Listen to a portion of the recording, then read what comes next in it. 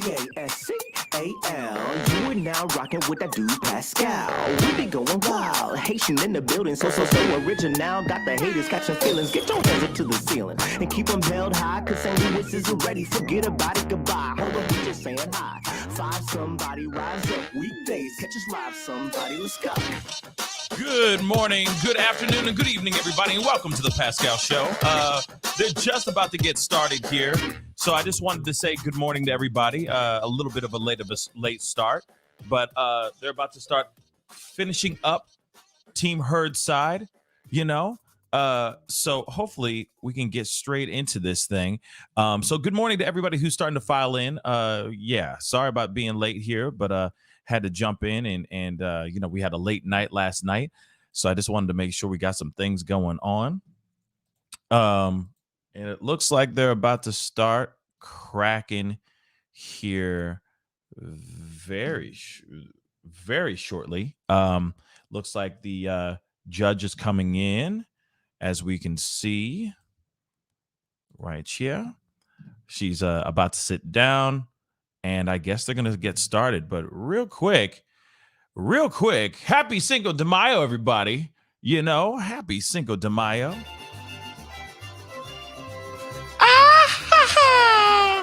Just had to say that really quick. Get a little festive before we get started and everything. So looks like they're going to get crack-a-lacking. So let's hear this monstrosity of a testimony. Hit that like button down below. Defendants 167 and 170. Hit that like button down below and hit that subscribe button.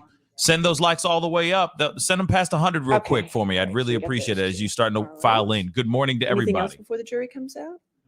All right, thank you. Okay, so jury hasn't been put out yet, so you know we're just gonna enjoy a little bit of this.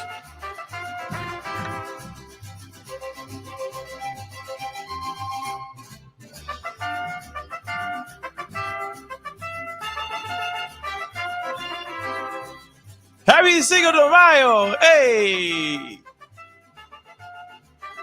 Okay, that's enough. That's enough. All right. Hopefully you guys enjoyed that. The jury's starting to file in. Okay, so while they're doing that, hit that like button down below. Do not forget to do that for me as you guys start to file in. Good morning. As you guys start to file in like the jury right now. Good morning to every single last one of y'all. Last night was a blast. Last night was fantastic. I really, really enjoyed the conversations that we were having yesterday, last night. I have a feeling I might be doing the same thing again tonight. So be sure to tune in. I'll let you guys know what time. 5:30. So I just want to let you know at the beginning of the day that we'll be going till 5:30. Okay. All right. Thank you. And just a little bit of a heads up. There's going to be a little bit of a mid-break for me during the day. I have to take off, but then I will be coming back to jump on, go live, and watch the rest of this trial. Okay, guys?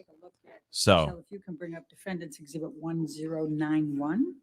Okay, so hit that like button, hit that subscribe button, okay? Your boy's working hard out here in these streets, and we will be doing a nighttime discussion tonight again about this testimony. And let's see if she continues to lie. Is she going to lie? Let's find out. Enjoy, guys. Happy Cinco de Mayo. Hey. I'm sure there's tequila in there. I'm sure there's tequila in that drink. You know what I mean? Hey Johnny, hey JD, what you sipping on, bruh? What you sipping on? Come on, man. Do you recognize this picture?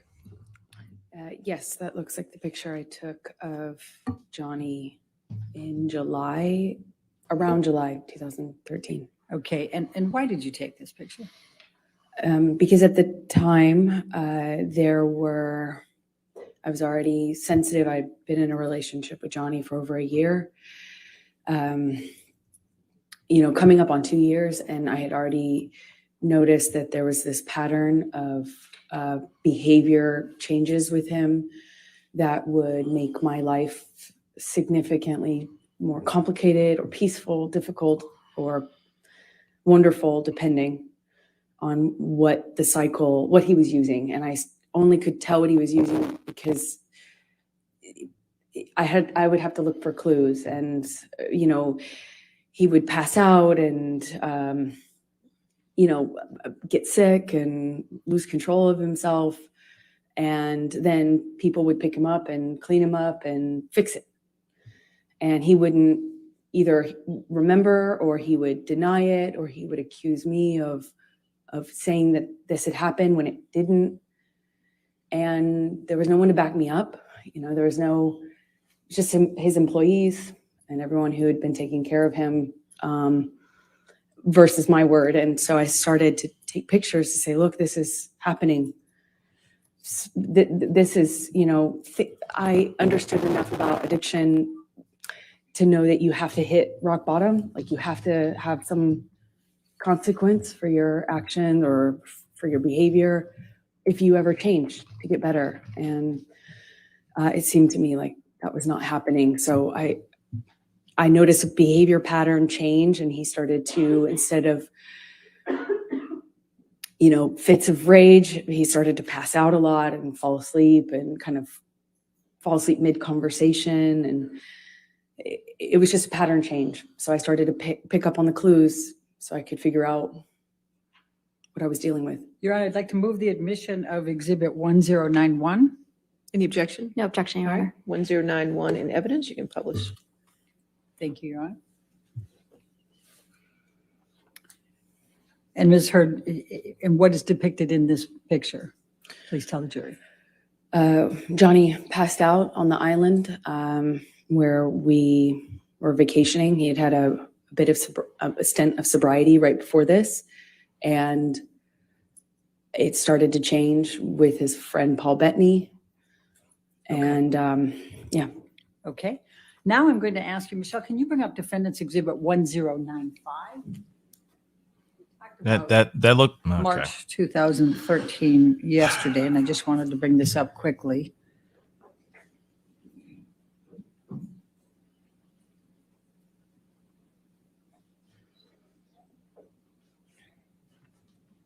Do you recognize this picture? Yes, that was taken. Before you go further, did you take this picture? Yes, I did. Your Honor, I'd like to move the admission of Defendants 1095. No objection, Your All Honor. right, 1095 in evidence. You can publish. Okay, thank you. Okay, now, Amber, will you please tell the jury why you took this and when you took this? This was after a several day bender, a binge of Johnny's, the 22nd of March, which we talked about yesterday, about he tried to Come on now. burn a painting. He's just resting his eyes. It was accusing me of having affairs. He ain't with a sleep. musician, my ex-partner, and he was on these a drug binge where I saw him no eating, little to no sleep, and he would just use cocaine and drink all day long. Okay. And that would go for a period of time, and then a major blowout, and then he'd get sick and pass out, and then feel really awful, and often, including this time, would start a period of sobriety after that. Okay. Now I'm going to take you to mid-July 2013, the Tokyo press tour for Lone Ranger. Can you please tell the jury about that particular trip and the events relating to Mr. Depp? Sure. He was promoting Lone Ranger, and I had just met his kids at the premiere in Los Angeles shortly before this tour started. They found out about me. Amber, I'm going to just ask you not to go through that. Sure. Just take us to Tokyo, please. Okay. So I believe we went from that stop to Tokyo with the kids, and he had difficulty with drinking in front of them. He was trying to hide it, and yet he was dealing with some stress around his career. I didn't have a lot of details, but he was drinking at the restaurant, and the kids were kind of,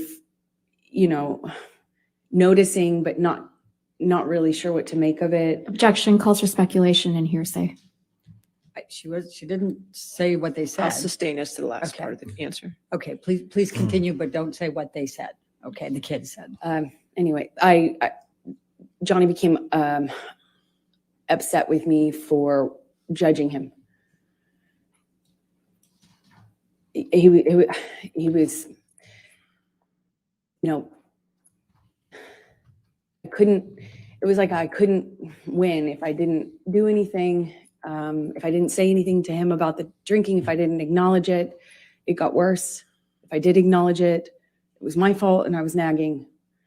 And I get it, I wouldn't like to be told what to do either. So, but it made him really angry. And the kids were on this press tour, and I was just concerned about them. I was concerned about them hearing us. And he screamed at me in the hotel room, and all I could think where the kids were in an adjoining room. What if they could hear us? I had just met them, and I didn't want them to think poorly of me and hate me, not knowing what was going on, in our behind closed doors. I remember it was name calling, and he eventually passed out. Do you recall what names he called you? Do you recall what he said? I heard at this time, nagging bitch all the time. Called me a cunt. He even said that he made a mistake with me, and that he didn't want to, that when we touched back down, he'd get rid of me and I'd go back to, he said some disgusting things to me. I don't know if I need to repeat it. Okay, let's go. Michelle, can you bring up Defendants Exhibit 1090? You indicated, I think, that he passed out at the end of that. Did you take this picture? I did. Okay. Your Honor, I'd like to move the admission of Defendants Exhibit 1090. No objection, Your Honor. Thank you. 1090 in evidence. You can publish. Thank you. And where was Mr. Depp when you took this picture? Wow. He was passed out with his head in a table in the hotel room, in our hotel room, not the kids' hotel room, in Tokyo, on that press tour. All right. I'm going to take you to August 2013. What, if any, discussions did you start having with Mr. Depp about moving in with him? Well, after this, I was getting close to his kids, and he had which they don't like you. Stint of sobriety shortly after that, and it felt really good again. And shortly after that, he started suggesting that I let him rent my apartment for the vultures. That's what he called the press. And he said now that we were like a known couple, now that it was out in the press, that my apartment wasn't like safe effectively for me. And I had a modest apartment in Los Angeles. And so he started saying I needed to have security on me, or we'd rent out the neighboring houses because of the vultures. And it was a conversation. And then that conversation evolved into I should move in with him. Always wanted me to go with his security guards, wanted me to have his credit card. Obviously, I wouldn't accept that. But the conversation about moving in became, she never took his money. Hard to resist because that's interesting. I was increasingly becoming a part of his life, and also loving his family and feeling like, more stability would mean more stability with him and his struggles with drug and alcohol abuse. Exactly. And I thought I would minimize some of the jealousy and insecurity that he had. It was hard for me to justify working. Every audition, every meeting, every script I got was a negotiation or a fight. I had to justify it like as if I was saying, hey, let's have an open relationship. It was, and I thought that would be minimized if I could make him feel more secure. But, if we live together, certainly there would be more security, right? And that was my reasoning. So you talked about still reading scripts and things. What, if anything, did you do differently in terms of pursuing your acting career? Acting. Well, I've always Mel, thank you so much. been really, Thank you. I've always been really Free independent, acting you know, and class, I've so never I need to imagined pay not attention. working. Absolutely, Working Mel. The earliest time I can imagine.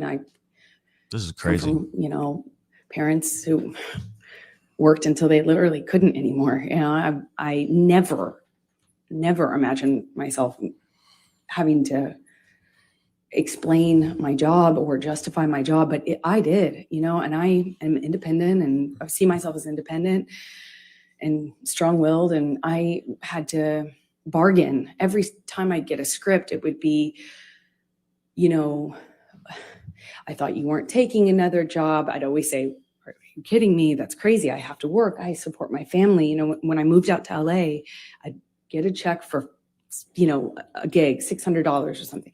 I'd save half for me, send half to my family. You know, I kept wow. A having to diligent, justify taking work by saying, I'm supporting my parents, you know, I'm a supporting diligent my daughter sister, I'm too. supporting my family. I have to work. And he would say, you don't have to work, kid. She's We'll take she's care of not you. You telling the don't- truth doesn't at have to all. work. Even about And her it as a sounds really child. sweet and really romantic in some way, but it became a real fight. It's You know, full every cap. time I got a script, it was what kind of, you know, how I was dressing, what kind of behavior I'd have, did I have a sex scene?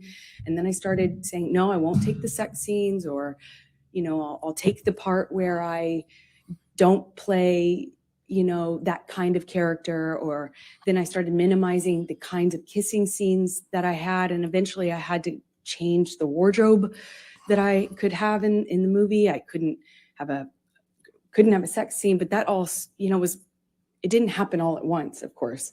It was little thing after little thing after little thing. And eventually I found myself pushing as many scripts off my desk as I could, picking the ones that had minimal makeup, dressed as conservative as possible, finding ways to minimize the scenes I had where I had a romantic involvement of any kind. It was a constant battle and negotiation. So let me take you back. Did you, as a result of your discussions with Mr. Depp about moving in, did there come a time that you did move in with him? Objection leading. Overruled. Thank you. Yes. Please. And let me ask you this. You've talked about penthouse. We've heard a little bit about penthouse appointments and suites. Could you just explain to the jury the different places that Mr. Depp had in Los Angeles and what they were called, just so we have some context here when we're going through all this? Thank you. It's still me. It's a little Kenia. confusing. Thank you so much for the $2 super He chat. had about, I think, 4 or 5 mansions in this beautiful, like, you know, border of Yeah, Beverly Susan Hills and McIntosh. West Thank you so much for Hollywood. the $5 super And chat. they were all in a cul-de-sac. 3 bad pics of We him call it taken Tweetser, before moving in with him. because that was the name of the street. And Did she there intend are to set him 5 up houses, from I the think 5 beginning? houses. It could be 4. That's what I'd like to know you know, too. Effectively, he had the whole street. And how Then he had about 5 penthouses okay. downtown. She's on talking the about real same estate. floor of the Eastern Columbia building, which you've heard about, the ECB. And Sweetser was, Turn this up you a know, little Johnny's kingdom. One of those houses was like a whole house was his man cave. It was a studio. bit. Dude was And crippin'. it was where he made music and hung out. And we spent some time in there, but that was effectively Johnny's, you know, place. And then there was the downtown places, and they were effectively empty save for some furniture and one of Johnny's friends, Isaac, Okay. who you met. And he lived In those there, photos alone, some point before he drank himself. Johnny and I eventually decided to He move drank in himself together. Let me till he just was stop you crippled. there. I just want to make sure we're clear. Are we talking about the penthouses, or are we talking How about was he able to Sweetser? start swinging if he was Isaac that drunk? lived in the penthouses. Incapacitated, y'all. The rest of them were pretty much empty. Seems like And she was at my starting the best breadcrumbs friend, early. who starting a I was narrative very, early. very, very, very close to, Just saying.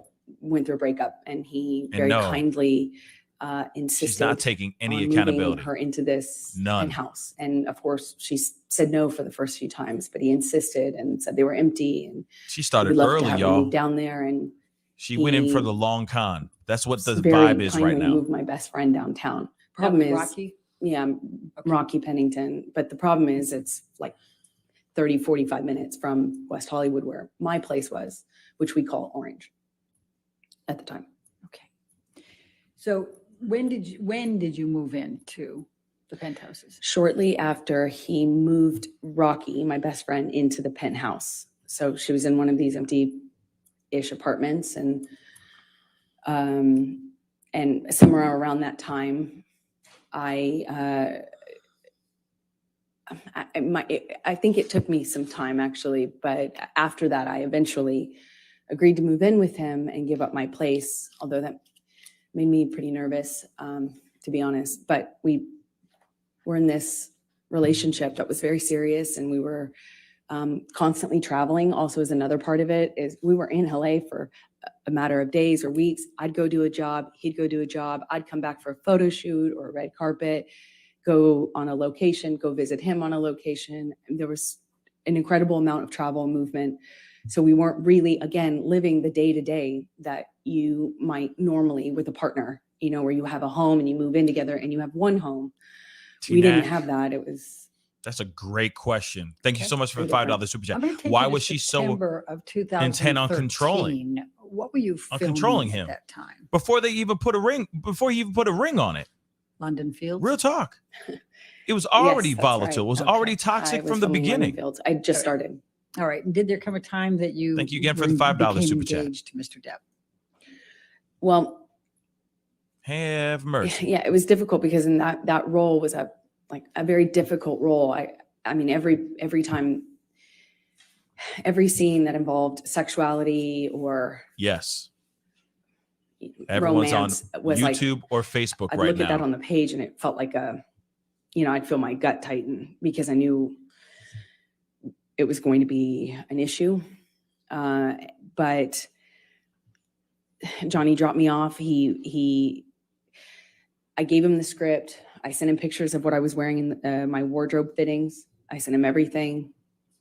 I shared my script with his team, and the fighting eventually kind of minimized.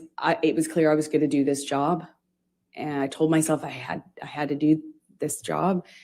And Johnny had to go to London, I think, for some pre-production stuff for a movie he was going to do. Damn good a question, smaller part Mark. in. Damn good question. I think it was called. I think this was Into the Woods. Is my best guess. So he dropped me off in London, and when he dropped me off in London, we had a few days at this hotel that we first, consummated our relationship in. You know, as when we were on the London press tour, and our relationship developed. That was the same hotel, and we were in this same room, which is Johnny liked to be in the same room. And it was really sweet. He got down on one knee and said, "I want you to be my girl forever, my woman, my girl. I want you to be the rest of my life. Say yes to me." All this then got to, he got down on one knee. Spend every day. So all that toxicity. He promised me that every day when I woke up, that I would wake up and he would make me smile at least once. And that would be his goal. Okay. And, I looked into his eyes and I saw my future hope, like blind hope. I'm so in love. That's what I'm thinking, Teresa. It was one of the most, I can't describe that kind of joy. I thought, again, if we were married, then Lifetime movie stuff. this is real. This is Feeling real. This love. isn't a thing of But he put his paws on this you isn't allegedly. chaotic, and this will change. That's what you're claiming. I had so much hope in that moment. Oh, come on. And I just said to him over and over again, "Are you serious? Are you real? Are you serious? Are you sure?" Because he didn't have a ring, so I thought, "Is this an impulse thing?" You know, my experience, Johnny, could be very impulsive, and he said over and over again, be my woman forever. I want you to be my wife, my wife, my wife.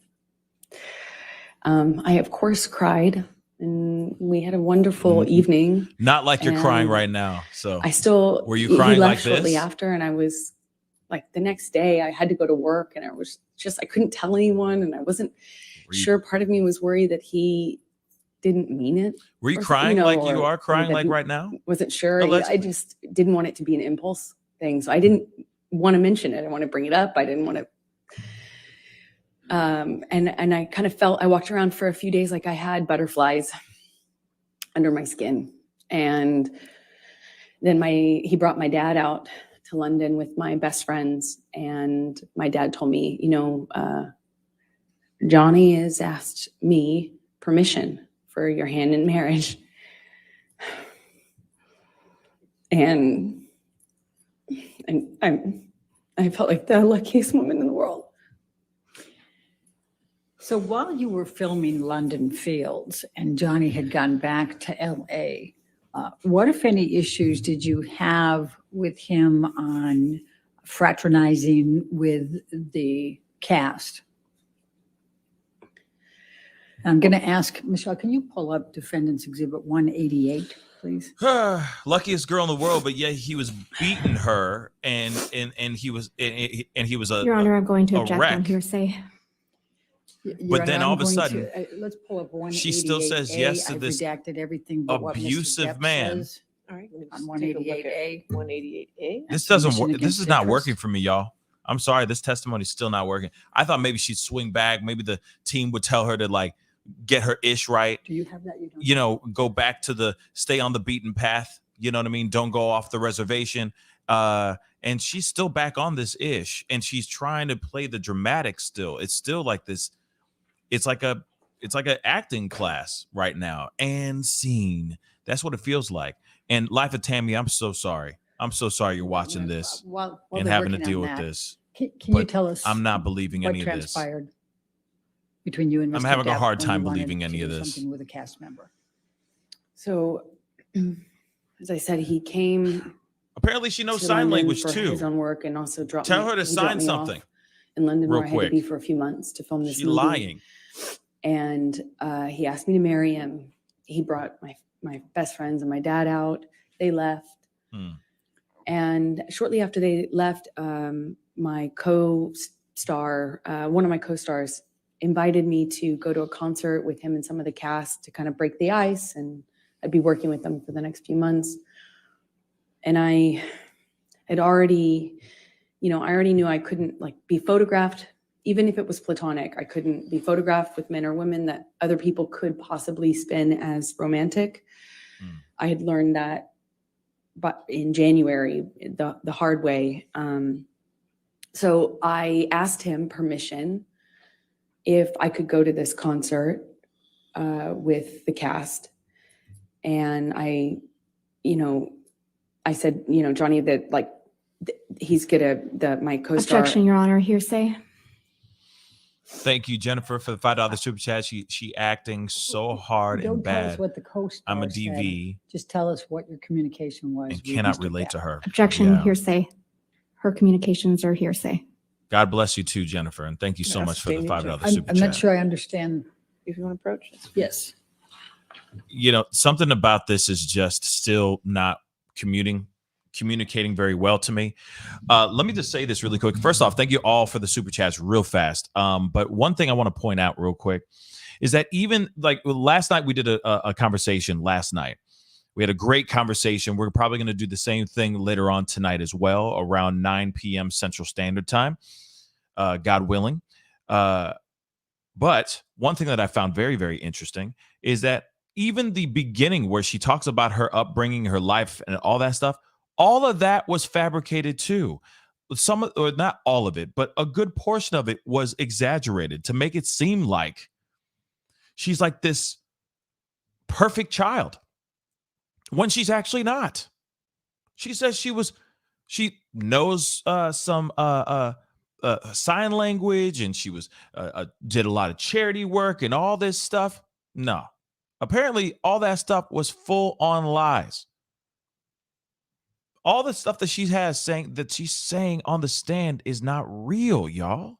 And that's what's so frustrating about it. She even started this testimony yesterday with lies.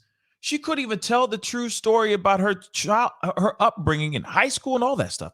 All of it was lies. So it's so hard to take this seriously because there's a lot of people, even the ones who are survivors and the people who are still victims right now watching this, and they're going, wow, this is disturbing. Why is it suddenly off? That if There we I accepted the invitation and went out to a concert, that the And good morning to engagement everybody. would be off, that the relationship would be off. Good morning, everybody. Hit that like And button that down I below, was, please. Foolish Thank you. And hit that naive. subscribe button. For thinking that people could invite me to a concert in a platonic way. I tried to say that it was fine. Objection, that it was- hearsay. They're gonna be on her. They're gonna be on her with this stuff. She's testifying about what Mr. Depp said. I don't understand. All right, I'll overrule that objection. Thank you, Patricia Please continue. Dominguez, for the $5 super chat. She was snapping he said I was cross-examination for foolish and sure. naive, that no one could invite me to. How could I be so dumb Man. to think that somebody could just invite Neither me to can a I. concert? Why would they want to hang out with me? They're gonna make a Obviously, meal out it's of her. because Watch, they wanted- Patricia. more from me, and that I probably wanted more too. I was basically asking for it. You're going to go backstage. What are you going to say to the band? And then I know how this plays out, and who's the other girl going to be there? And how could you be so stupid? How could you be so foolish? You're more naive. You should be smarter than this. And I apologized. That whole evening, I think for a few hours I spent on the phone with him, texting, calling, or talking, hanging up. He'd hang up on me, be upset, and then send me cryptic messages about my foolishness. And, I'm already doing a movie where I play this, character where I was empowered. Like, I read the script and I thought this character was empowered sexually. And by the time I got Johnny's feedback on it, I had been convinced that actually I was just being used, I was just being used. It was clear that that was all I had to offer, and I was too foolish to see it. And I had this. I'm just going to stop you right there because I'd like you to take a look at Defendants Exhibit 188A. Mhm. Is that in front of you? Do you recognize this portion of the text chain between you and Mr. Depp? Yes, I do. Okay, and this is on September 9, 2013? Yes, it is. Okay, and are these statements Mr. Depp made to you during that evening that you just described to the jury? Yes. Your Honor, I'm going to move the admission of Defendants 188A. Any objection? No objection. All right, 188A in evidence as redacted. Do I have that redaction, or is that something you need to give me? Is I that- think we're going to need to give it to you a hard Okay. copy. All right, Right. thank you. Thank you, Your Appreciate Honor. And if You can publish. I can draw your attention to it, he first says, I don't want to make anything an issue, baby, but I literally have been on the ground just 14 fucking hours from leaving your side. Do you see that? Yes. And then he says, you know what I want, who I am, and where I want to go with us. You know very well what type of fucking man I am, and yet you lay a gauntlet before me that you know is the very species of danger that will always attract me into a very tempting test. What's behind that door? Almost impossible to, I think he meant not take you on. You want me to roll the dice? This sounds more like an aggravated ultimatum than soft words that could help us make both feel better. Don't test me, please. Did he tell you that? Yes, he And did. what did you understand that to mean? It was Here we clear. It was a threat that if I wanted to be, Objection, speculation. I think she can say what she understood it to mean. I'll sustain the objection. Yeah, I was Okay. going to say All right. that's speculation. Let's move for on sure. then to the filming of Mordecai with Mr. Bettany in October, November 2013. Where did that take place? in London. Okay. And what, if any, involvement did you have? Were you there for any part of that filming? For part of it, I happened to be in London already for the film I was just telling you about. And Johnny came to London shortly after to film his own movies. He did the smaller, I think it was a smaller role in Into the Woods, and then he was filming Mordecai after that. So after I finished my movie, I moved in with him into his house in London, a rented house in London. Okay. And describe your experiences during that time period with Mr. Depp. It was really touch and go. He was filming with Paul Bettany, and there were days when Paul Bettany was a party boy, I guess. he wouldn't come home, or they couldn't get him up out of on set. He'd be asleep in his trailer, sleeping whatever he'd done the night before off. I remember he missed a few days of work that way. It struck me because in my experience in our job, you don't miss work. It doesn't matter how sick you are. You go. You know, it's millions of dollars every single day they're filming, and I had not experienced someone who could effectively just control the set like that. You know, I mean, to that extent. And one day he didn't come home, and I was worried sick. I found out that he was in a hotel room with Paul Bettany. Objection, hearsay. Okay. Move forward, because When he came home, they had to carry him home. Objection, hearsay. Did you see them? I carry watched him? it. Okay. Okay. Go ahead. Okay, please continue. I watched. Actually, I was shocked that he could do it. One of the security guards carried Johnny like a baby into the house, and I looked at that, and I mean, his boots were hanging over the security guard's arm, who had to negotiate getting through the doorway, carrying Johnny like this. And I watched this. His assistants and the other security guards Yay. shaking their head, you know, just shaking their head, acknowledging this is how bad it is. And I remember thinking, this has got to be it. Like, this has got to change. This is it. Mm. And Thank you, Angie. he was For becoming a understandably member. very, Thank you very so sick much. for at least 2 days is my recollection. And in that 2 days, I had a lot of conversations with this team. I won't say what they were, but I felt at that juncture very encouraged that everybody and myself were on the same page. And I felt encouraged that we were in a new chapter, that Johnny had finally hit rock bottom, and finally he felt like changing for good.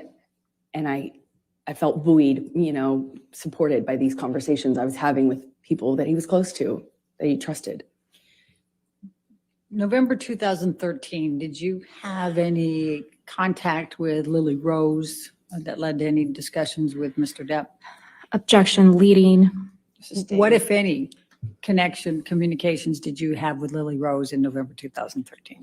Objection, calls her hearsay, leading. Come on with I'm it. asking what her connection was. I didn't ask what she I'm going to said. sustain the objection. if you want. Okay. November 2013, what, if any, interaction did you have with Lily Rose without saying anything she said? Objection, hearsay. They're going to come with the objection. Interaction, Your Honor. I'm not asking for what she said. If you can lay a foundation out. Yeah, I don't know where John. Did there I mean, come they show Johnny every once Did in a there come while. a time in November 2013 that you saw Lily Rose?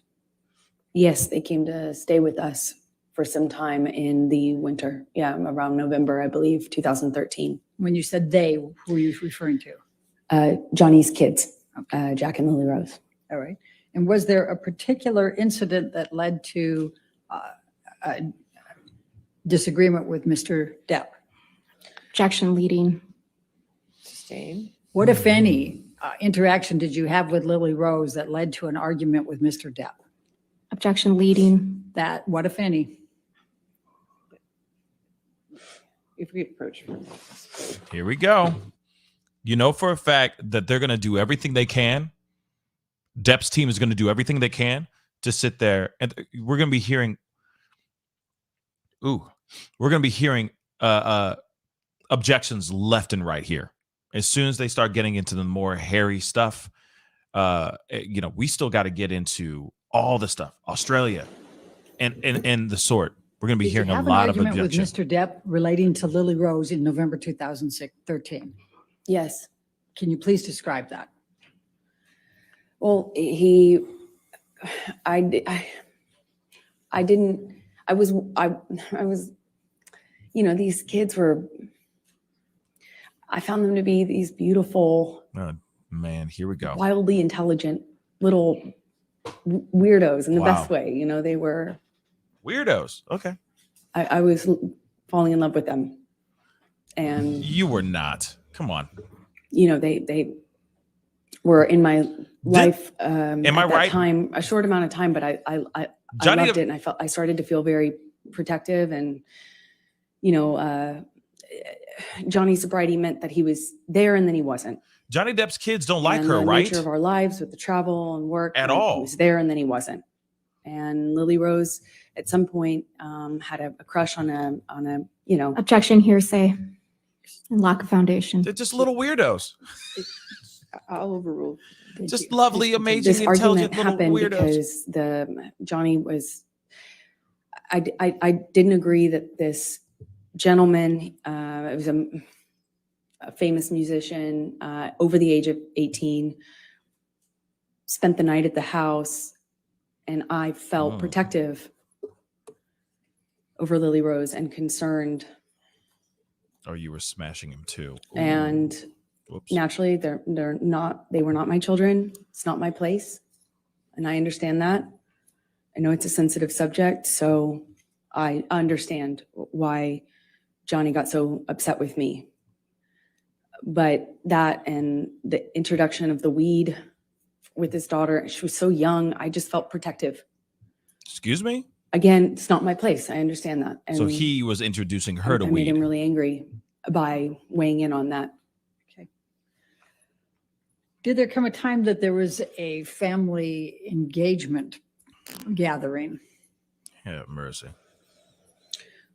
Well, we celebrated Thanksgiving out Interesting flip. in London. Thank the you. kids were there.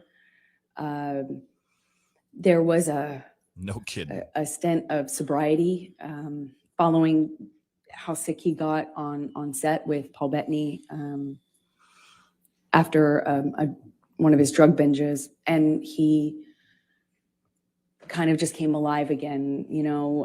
He even played a prank on me about having relapsed when he hadn't relapsed. It was. I started to kind of feel that with the kids being around. I did think that maybe this was it. We were on a good path, meaning to sobriety, that this was it. And our life was peaceful for a minute.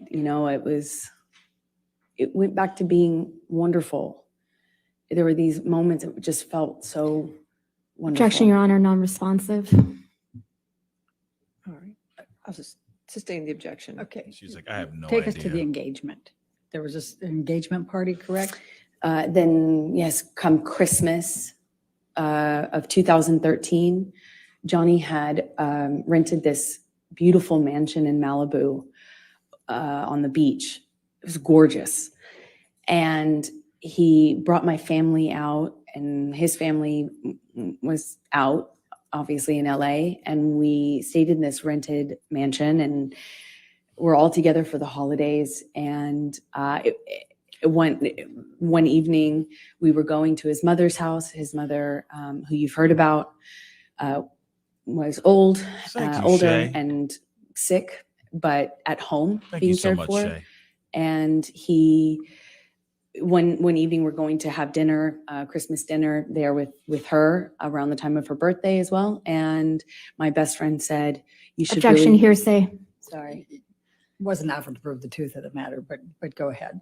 Um, Go past that. What did you do? We went to Betty Sue's house, his mother's house, and Johnny proposed in front of our families in this big, For the you know, second time. surprise. He surprised me, got down on one knee, and you know, I cried and hugged my mother and hugged his mother, and he gave me this enormous diamond ring, and it was a nice time. I'm going to take you into January, February 2014. You employed a woman named Kate James. Is that correct? Objection, leading. What, if any, relationship did you have with Kate James? She was my assistant at the time. I hired her sometime in 2012 and had as minimal contact with her as I possibly could. So, And why is that? she was Hot? Was she hot? difficult, Or no? troubled and inconsistent. Never She mind. drank on the job and stuff like that, and her behavior was pretty Objection, relevance. horrible. Yeah. She's already testified. Kate James has testified, and I think bias. We can. I don't remember. Thank you. I don't remember Okay. Kate James, but I could be wrong. Please describe for the jury what Come on. job responsibilities Kate had and how you communicated with her and kind of how that worked. Objection, compound. Overruled. Thank you. We had minimal person-to-person interaction because I was hardly ever in LA. If I was there for a few days at a time. And Johnny and I kind of lived in this insular bubble anyway when we were together. But we would send emails, texts, and a lot of voice memos, voice notes. And, you know, if I found that if I said, "Kate, you know, you left the car running with your doors open and your kids in the car on the street. You need to Objection, move it." hearsay. She's not testifying. She's testifying about context. Sustained objection. Next question. All right. I'm going to ask you to take a look at Defendants Exhibit 209.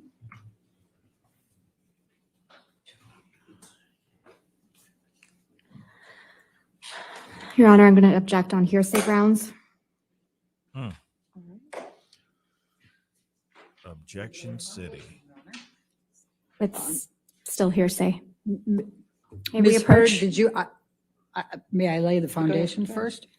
Ms. Hurd, did you communicate with Kate James by email in the ordinary course of your business? Yes, I did. Okay. And I'm going to ask you to take a look at Defendants 209. Is this a communication that was between you and Kate James that was in the ordinary course of business with her as an employee? Yes, it is. So, Your Honor, I'm going to move the admission of Defendants Exhibit 209. Business records exception. Still hearsay, Your Honor. Business record exception gets the business record, but it's hearsay. If there's hearsay involved inside the business record, there's still objection to hearsay. Your Honor, the business records exception, I mean, I don't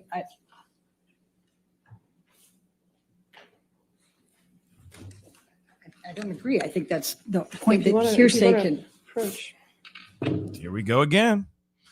Like this Johnny Depp's team is not going to sit here and let her just say anything.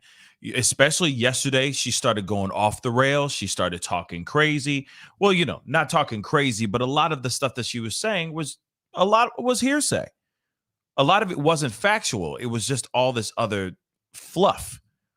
So let's get ready. let's get ready to rumble because it's about to go down. That's all I'm saying. That's all I'm going to say. This stuff is about to go down.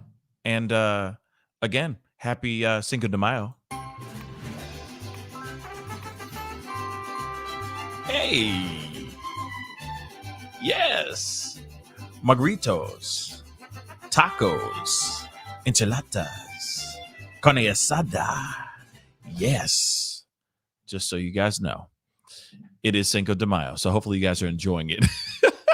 Be sure to hit that like button down below. All right, if you're enjoying the watch party and watching this whole thing transpire. But like I said, y'all, Team Depp ain't gonna let her just say anything no more. Because he's sitting there yesterday. You could see the look on his face. He's sitting there going, she is saying some things. Like he was like, what? She said, what? Oh, wow. She said that?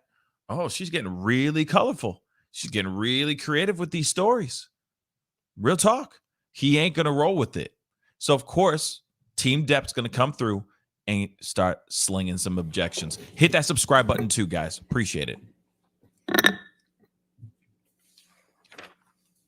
What, if any, communications did you have with Kate James about your issues with Thank Mr. you. Depp? Objection, Ferriger? hearsay. Ferriger? Ms. James has testified. Thank you so I'll much. sustain the objection. Appreciate that. All right. Well, we can take that down, Michelle. In the February, I'm going to jump to February, March 2016. What, if any, communications did you have with Mr. Depp about a prenup? Well, after the Me too. I'm about to have after some the tacos engagement, tonight. Watch. but before the engagement party, I started to feel like it would make, I know that he earned significantly more than me, successful actor. I wanted to eliminate any doubt in his mind and in other people's minds. So I brought it up to him and brought it up to my therapist. Objection, hearsay. She's Mega- just saying that she brought it up. to Mega her therapist. pie to She's not saying what margaritas. She said, but please focus on Mr. Depp, okay? Of course. See, off the beaten Johnny path. said he would tear it up. He said, if you ever brought one up to me, or if I ever saw one, got my hands on it, I'd tear it up. Only way out of this is death. Link Only is way out of down this below. death. Link is down below in the And merch. Link um, is down below. I thought Description box. Thank you. I thought it would like, Thank you, Brandy. I didn't care either way, but I did feel that it would eliminate suspicion or doubt, and it would make things easier. And I told him over and over again, are you sure? Are you sure? I don't know Maybe- if there's enough Maybe we should do this. tequila in this. And one time he said to me, in he's this like, kid, cup right are now." you already thinking of how you're getting out of this? Are you already planning to get out of this, kid? Hmm. You already planning on leaving? It was around the same time as the moving in together conversation. He accused me of having 1 foot out. And they kind of were happening around the same time. I still had my apartment and we're engaged now. He was asking me to redecorate Sweetser, his main house, and kind of move into the ECB building downtown where my best friend was living at this time. While the decorations and the remodeling had been done on Sweetser. And so these conversations were kind of happening about how to build our future together and how we were going to move forward together. And I would have forgotten about the extent that we had those conversations early on in the engagement if it hadn't have been for my therapist's notes. I'm sorry, if it hadn't been for your what? If it hadn't been for my therapist's notes, which were Okay. taken at the time when I was talking to her about this and my conversations with Objection, hearsay. Okay. I'll We'll mo- sustain the We'll move objection. on. Okay. Let's take it to March 2014. Did there come a time there was an engagement party? Yes. So, it was March 2014. Please describe for the jury. So he We even had mucked up an the engagement party? and we Wow. decided that when we did get married, we'd have a small Yes. wedding, something Small. intimate. Yes. But our lives were kind of big. His life was extremely big, and we needed to incorporate. We wanted to have a bigger engagement party than a wedding, and kind of get our guests in, our family, our friends, and have a big event of it, as opposed to making the wedding something that was big. And so we kind of put it on the engagement party and had a bunch of people, a lot of friends, business acquaintances, a lot of family. I had all of my family friends and my childhood friends come out for it. And I even invited my therapist. It was, a big event. Okay. And describe what took place at the engagement party. Well, we walk in together and we took some pictures and said a few hellos. And then Johnny disappeared upstairs in, I guess it's like a coat room or something. It was in a big abandoned building that was rented out for events. And he disappeared upstairs almost the entire party, I would say. It was kind of came down at the end when we were leaving, and came down once because he was at the time sharing drugs with my dad. Objection. Speculation. Lack of foundation. How do you there. know that he was Wow. sharing drugs with your dad? I was there. I watched it. So it Please can't be continue. hearsay if she was in the room. My dad at the time was was addicted to the same thing Johnny was.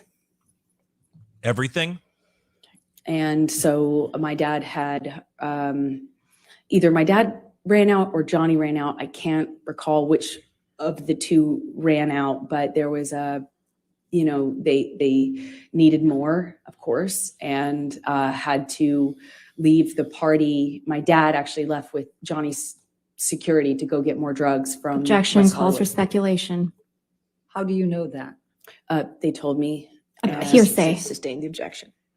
And they left to go whatever, course. and then they came back with drugs, and everything was okay in terms of the withdrawal symptom of I don't know what you call it at that point, but You don't know what it's called. Come he on. still stayed upstairs. And Are you referring to Mr. Depp? Yes, I am. Okay. She was So there, but she wasn't partaking. shortly after that, I tried to get Johnny to come downstairs. Right. And he just snapped at me, just verbally told me to shut the fuck up. And I remember talking to my mom about the irony of it. Okay. We were at an engagement party, but that was pretty much it for the engagement party. And I went downstairs and entertained guests and smiled and took pictures and put on a face and, went about my evening. Blah. I'll take you to May 2014, the Met Gala. Could you please tell the jury what a Met Gala is and what's involved in that? Objection. Compound. Overruled. Yep. Met Gala I was is a just big saying that. event, annual event, celebrity event And that's true. in New York. It's a fashion event, but it's just a major. She's a red model carpet student, event. right? Yet she was arrested at 16 for And a you have to be DUI and possession invited of and- drugs. But okay. It's kind of Okay. a thing. Okay. And we were invited that year, and I had already gone for the previous year or two, and this year we were going to go together.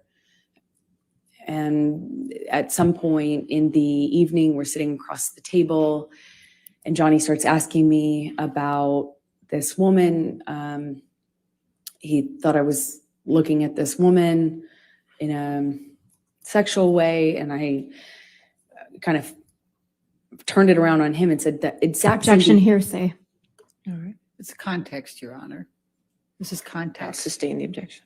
Okay. Just say what Content. Mr. Depp said then. Context. I guess you can't tell us what you said to him. Okay.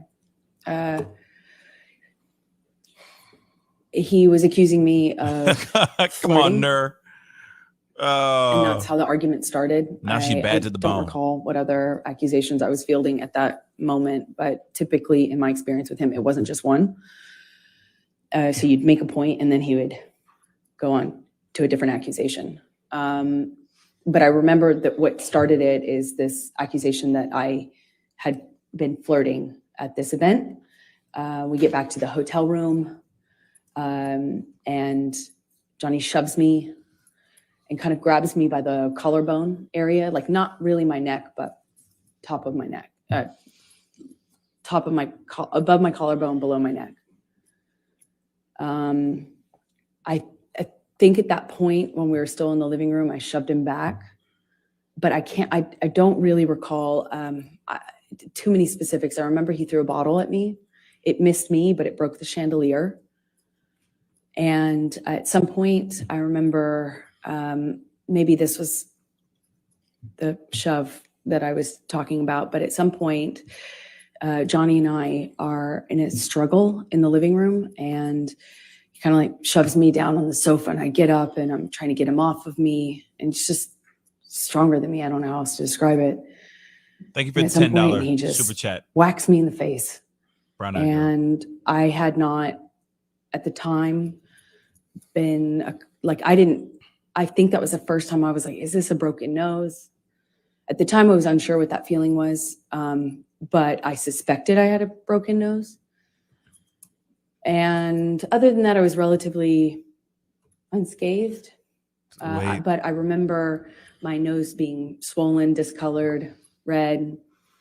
And I took a picture of my face at some point and made a joke about it to my friend about how bad I looked compared to how the red Objection, carpet. hearsay. All right. It wasn't offered to prove the truth of the matter. Yes, sir. I'll sustain the objection. Okay. Okay, I was going to say, Okay. wait a Just second. don't say what you told a friend. Okay. Okay. Why wasn't Let's this reported to take the you police To if he broke her nose? And I guess the that's Adderall Diaries. that's the When first did time- you first start time. filming the Adderall Ooh, Diaries? James Franco time. James Believe- Franco time. Yes. May. I filmed another movie in New York, March, April, May. Thank you, Susie A. I went straight from that movie to another movie, an independent film with James Franco. The one I had previously shot was with Christopher Walken. That's right. Okay, so I went from one to the other, and saw Johnny in these, in between. Like if I got a long Christopher. weekend, or I'd fly home to be with him and then fly back. It was kind of like that. Fly back from where? Where were you filming those? In New York. Okay. And where was Mr. Depp at that time? Johnny was in LA at the time, and then eventually went on location for his movie Black Mass in Boston.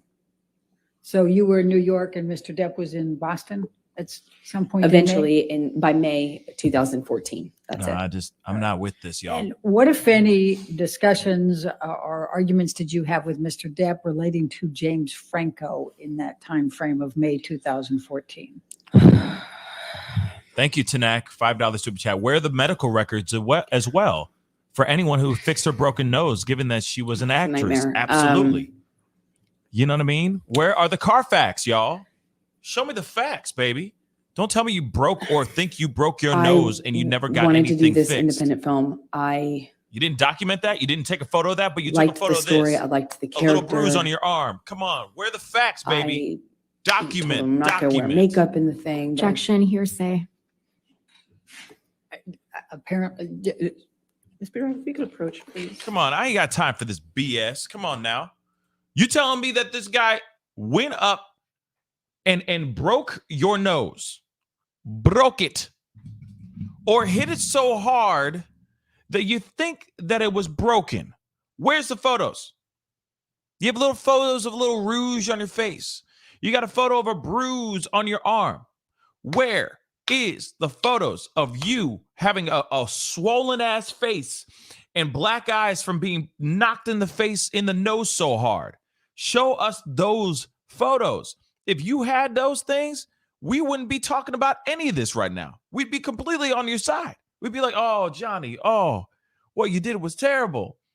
But right now, everything, the narrative that you are trying to construct, that you're trying to erect right now, is all cap. You have nothing to back it up. Where is the facts? Where's the evidence? You're telling me that you were able to, the many times that you've taken pictures of him passed out on the ground, you couldn't have, while he's passed out asleep, couldn't have gone into the bathroom or somewhere and quickly take a picture of your bruised or broken nose? Come on, you have plenty of So time to do that, Ish. Tell the jury what Sit Mr. down. Depp said. He was mad at me for taking the job with James Franco. He hated James Franco, and was You're smashing already him. accusing me Accusing you of of smashing kind him. of secretly having a thing with him in my past 'Cause since you we were had done smashing him. Pineapple Express together. Just put some Amica cream on it. Yeah. So I'm going to Magically take goes you away. to the Boston plane incident. We've heard about that earlier, May 24. I'm done. Can you please describe for the jury what took place on May 24 relating to the plane incident? That is true, Well, best legend. I had spoken to Johnny, you know, he's in Boston, I'm in New York, and I spoke to him. He had already been upset with me and accused me in like many arguments about not telling him about scenes that I Exactly. had. If I had a kissing scene, any sort of romantic scene, and I wasn't explicit about what I was going to do, then I Facts. was Latif. accused of having withheld information and hiding it from him. So I didn't want the fight, of course. I didn't want the argument, but I had to kind of eggshell tiptoe around how to tell him when I had any sort of scene like that.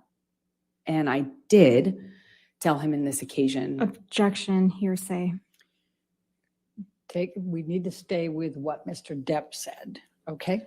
Okay, so he was upset with me, but he didn't sound coherent so much on the phone. He was yelling at me about how could you tell me this? How could you tell me this when I'm filming, when I have this scene that I'm doing? How could you tell me this when I'm working? Obviously, I couldn't tell him any other time because we were both filming, and I told him as soon as it was relevant. But he kept saying, how could you tell me this? How could you just tell me this? And it was like I had told him I was having an affair or something, you know, it was that angry at me. But he kind of started to sound less connected to reality as these like arguments would happen on the phone. This is in one day. Eventually, he hangs up on me in the conversation, screaming at me. I lost the point of this question here. I talked to his assistants. I won't say what they said, but I had conversations and felt encouraged that I could continue on with the plan, which was for me to get on the plane, go to Boston, pick him up, and we would go back to LA for his daughter's birthday. I was nervous because the conversation I had had with him, and he was so upset with me on that conversation, but I figured I assumed he had passed out and that he would have been kind of sobered up the next day, assuming that the work would mean that he felt pressured to kind of pull it together. And I get on the plane. He sent the plane, so I assumed he's not that mad at me. He's over it. We're moving on. He's sobered up. There had been a lot of talk about a sober plan, like a full detox, a full recovery, a doctor, a whole plan. You know, there were talks of that following what had happened in London. So I was feeling like, okay, well, maybe we're here. And I get on the plane. It touches down and the SUV pulls up and it sits on the tarmac for a very long time. He knows I'm on the plane waiting for him. So I kind of started to anticipate that things weren't as I hoped, meaning that he was sober and had slept it off. And I get I'm sitting on the plane for a very long time waiting for him, and he finally opens the door, and I see him get out of the SUV, and I can guess by how he's moving, how he's walking. I didn't realize at the time I had already become really sensitive to these little changes because my life changed depending on what he was on. Unfairest. And he gets on the plane, and I just knew in every cell of my body something was wrong. And he comes straight up to me, doesn't say anything to me, but is looking at me. He's got these glasses on, and he takes them off in this kind of aggressive manner and sits down across from me, not in the usual spot. We'd kind of have our places on his plane, where you get used to sitting. And I remember I got up and moved to accommodate him getting by so he could sit in the normal seat as per usual. He didn't. He sat across from me.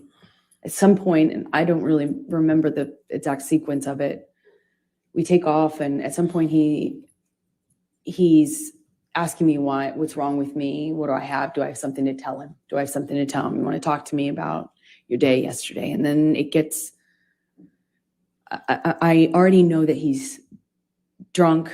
I already know he's using, he reeks of weed and alcohol. His breath smelled so bad, and He on that good cushion alcohol. All right. I could anticipate that there was a no-win situation here. There was no me talking myself out of this or talking him down or any, a lot of my arguments and my involvement in them are me trying to diffuse by explaining or Objection, non-responsive. She's telling the story, Your Honor. I'll sustain the objection as part. Go ahead. So he is asking me questions, and I know to not engage. I was polite. I made sure to answer minimal amount of, the minimal amount that I could. I moved slowly. I was trying to be polite, but not engage because there was no win. And he kept going, kept asking me. Eventually he went from, do you have something to tell me, to, you want to tell me how much you liked it? Tell me, did he slip a tongue? It got worse and worse, just more. It went from asking me about how my kissing scene went or how the sex scene went to asking me what James Franco had done in the scene, to being really explicit about all day on Twitch. You ain't wrong. My body. A lot of details that have he was no talking relevance. about he was saying really disgusting things. Be sure to follow about me my on body, Twitch.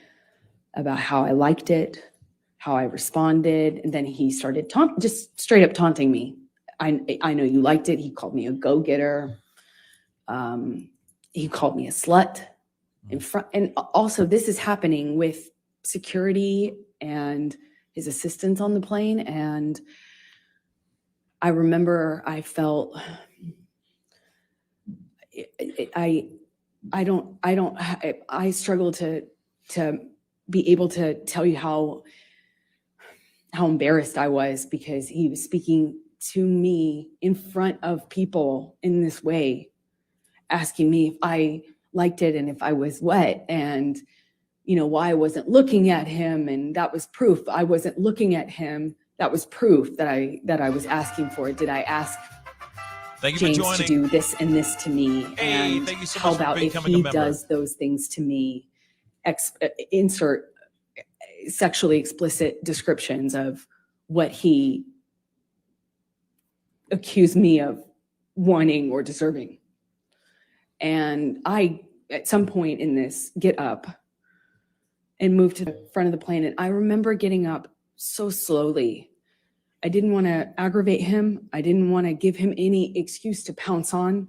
I didn't want to upset him. I didn't want him to flip a switch and get worse. I just remember very slow movements. And I slowly get up and move to the front of the plane. And he starts throwing things at me. Ice cubes, utensils. He's calling me a go-getter, and then an embarrassment, talking about what an embarrassment I am. I don't know how many times I moved seats. I wish I did. I don't. I remember moving more than once, and Johnny came to me each time, not the other way around. He sits down in front of me at one point, and because I'm not answering him, I was looking out of the window, and he slaps my face. And What? his friend is in our proximity. And it didn't hurt my face. It just felt embarrassed. It didn't hurt her You do that face? to me in front of people. It was the first time that anything like that had happened in front of somebody. I got up to move again, and he's just taunting me, having a laugh, screaming, and then just straight up mean, calling me names.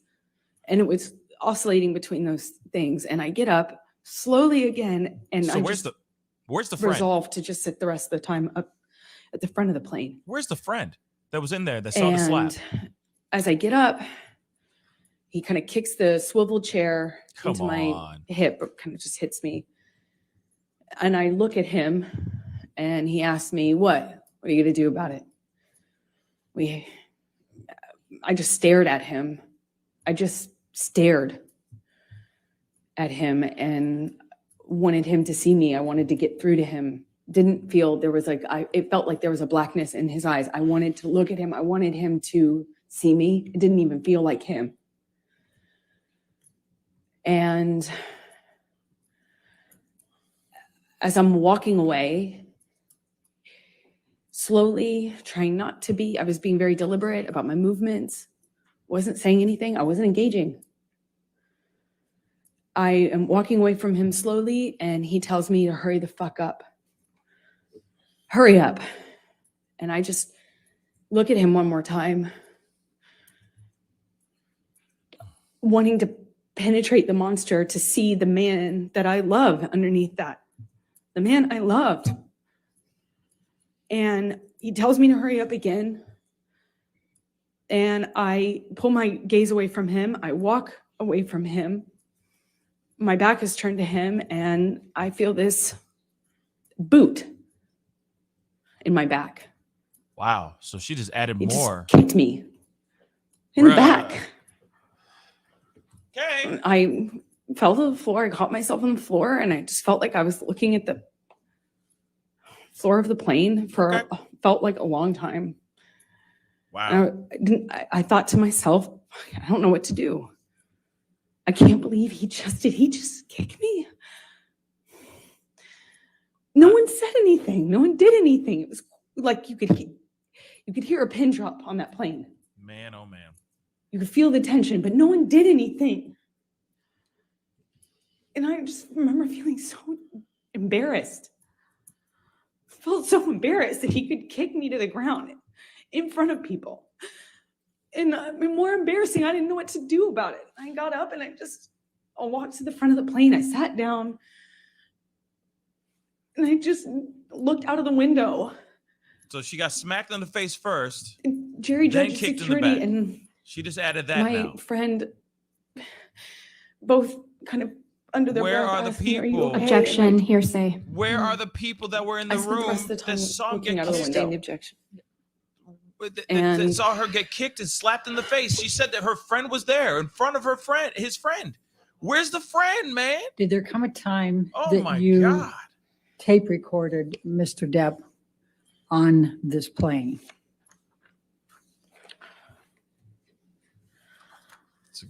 This is a good comment right here on Twitch. I want to sit Thank you here all, and Jay, on say Twitch. that I was telling myself I needed to leave him, but as he got worse, he demanded the oxygen tank from the flight attendant, excuse me, and he continued to drink, and Yes, then Susan.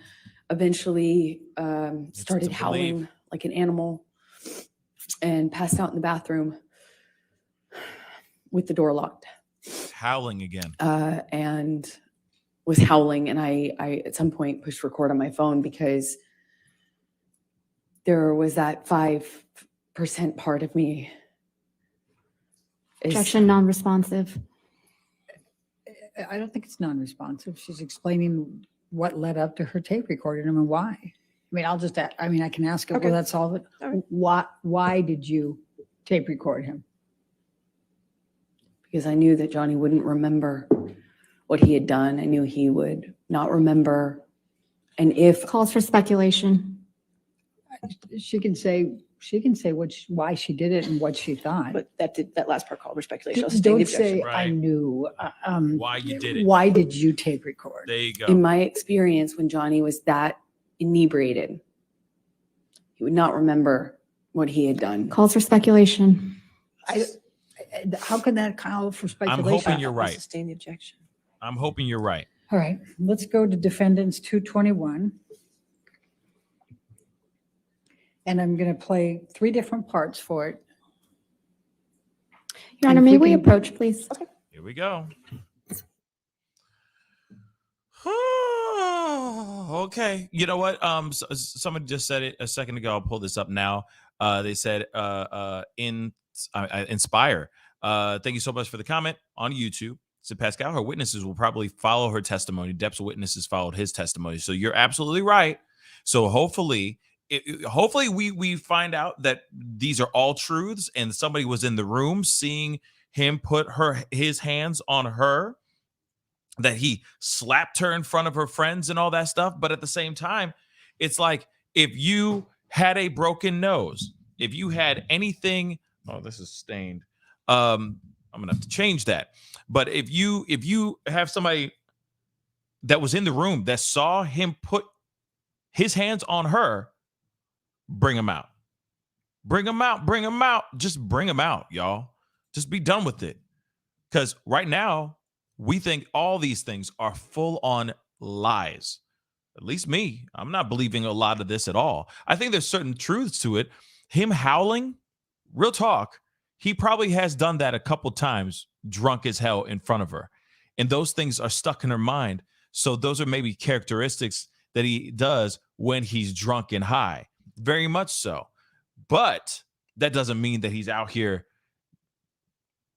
beating her and then just howling at the moon, for crying out loud. You know, it's just an added characteristic that I think is who he is when he's effed up. But she's just sprinkling it in So we're as going a to detail. start with 221, and we're going to call it A, and that'll be 0 through 1 minute. Okay. We got some audio.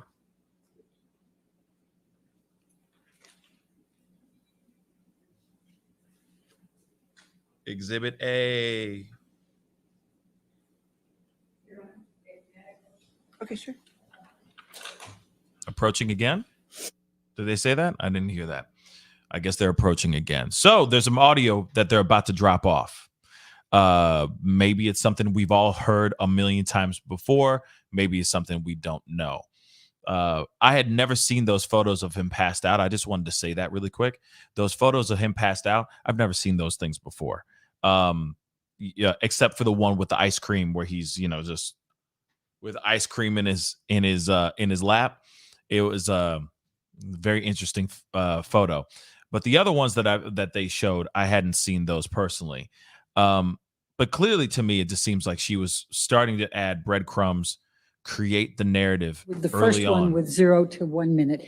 And can you turn up the volume? There's part of it that the noise of the airplane is a Interesting. little bit loud, but to be able to pick up the noise. Yeah, him being passed out doesn't mean anything. Just says that he has a problem. Keep an eye on it.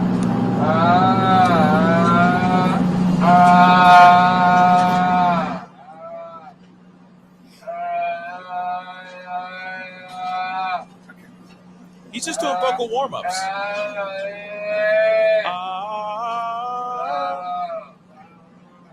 He's drunk.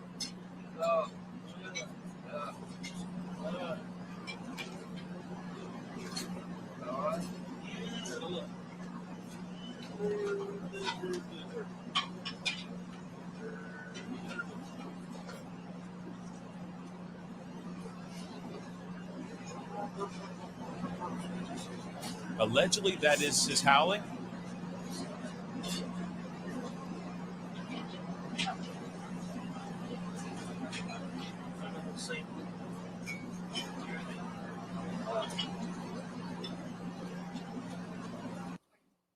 And then the second one is from 2:50 to 3:20, 30 seconds. I mean, the could be anything, though. I mean, it's him, but I mean, it could be just him drunk, and that's it. Wow.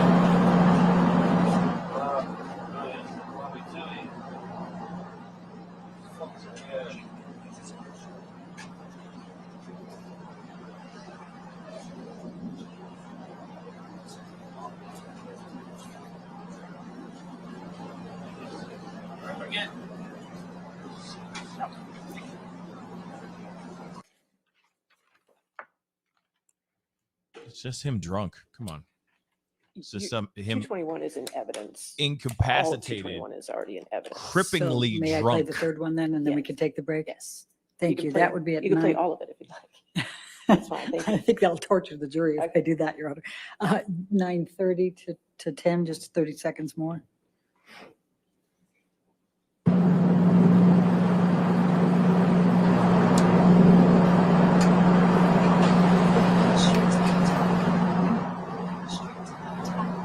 No.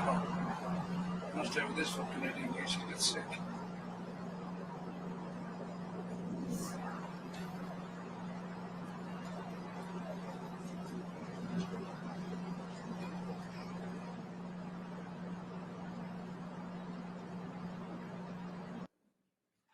All right. And you can be changing gears after that, or do you have any more questions for this issue? No, I think this would be fine Okay, for a break. all right. I Ladies and think- gentlemen, let's go ahead and take our morning break then. Just do not do any outside research and don't discuss the case with anybody. Well, okay, guys. That was something. That was something else. What that is, I that audio I feel like was a waste of time. Like I'm sorry. I don't mean to make light of it, but real talk. All right, thank you. And again, ma'am, since you're still testifying, don't discuss your testimony with anybody at this point, okay? All right, so let's just come back at, let's make it 11:42. All right? 11:42. Thank you, Your Honor. Very interesting choice of clothing, by the way. I mean, it's drastically different from what she was wearing yesterday. I drink your milkshake, from yesterday. You know what I'm saying? Little, there will be blood going on. This time I don't even know what that is, but she is saying some things. She has said some things, and it still goes. The argument still is there. Is it real? Is what she's saying 110% truth? Now, we've already know about her histrionic personality disorder. We already know about her borderline personality disorder diagnosis from Dr. Curry on Team Depp's side. Now, remember, Dr. Hughes said, hey, she has a clean bill of mental health, aside from a little bit of depression and some PTSD. Other than that, and those things are from Johnny Depp being in a relationship with Johnny Depp. Okay, let's be real. She's bipolar. She has bipolar disorder.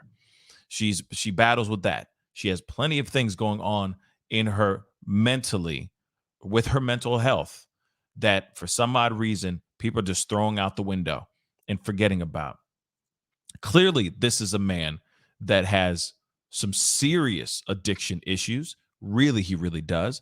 And clearly, he gets so cripplingly drunk that he just goes into autopilot or just completely passes the F out. Does he put his hands on her? It's hard to believe if he has or hasn't. I mean, if he has, because of how she has presented everything so far. All the things that came out before, the op-ed, so on and so forth, the footage that they've pulled out that she set up, all these photos that she took way before they even started getting married, before they even got married. It's like she had a long con set up to try to destroy this man, or she said, I'm going to get this man, I'm going to marry him, and then we're going to get divorced, and I'm going to get half of everything. Maybe that's what it is too. This is crazy. So Lateef, thank you so much for the $10 super chat. This is effing ridiculous. I was waiting to see some real ID channel evidence here. Bruised and battered Amber Heard photos to be released. We got real stories in the chat. We know what abuse looks like. I completely and 110% agree. And I feel bad for all y'all out there that are survivors, that are victims, that are still in the middle of trying to get away from an abusive and volatile relationship. My prayers go out to all y'all, every single last one of y'all, okay? Because I feel bad because this is a bad example. This is a bad example of being able to get. So thank you so much, Lateef, for the $10 super chat. But this is the frustrating part of it all. Here it is. You say you go to an engagement party, your engagement party, or I think it was the engagement party. They go out at the end of the day, at the end of the party, it gets a little volatile, or it gets hella volatile. He shoves her against a wall and somehow punches her in the face so hard that she either breaks or bruises her nose. She doesn't even know. She doesn't even know if her nose is broken or bruised.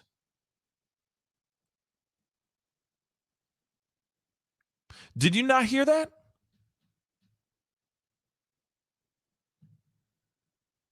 How is there no sound? Hold up.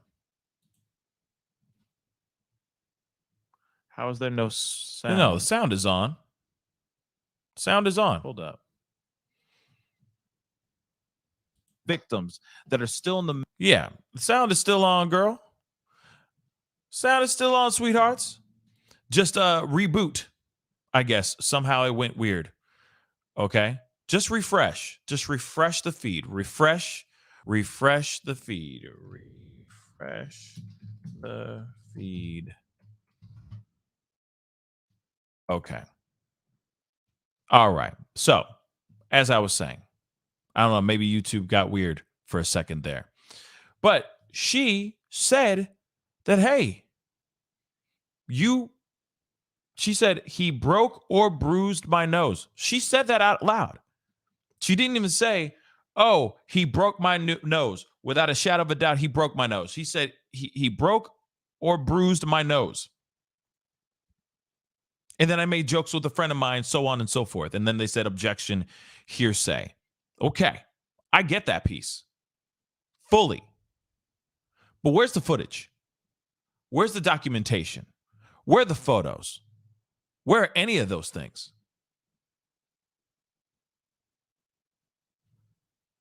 To prove that her face was actually beaten and battered.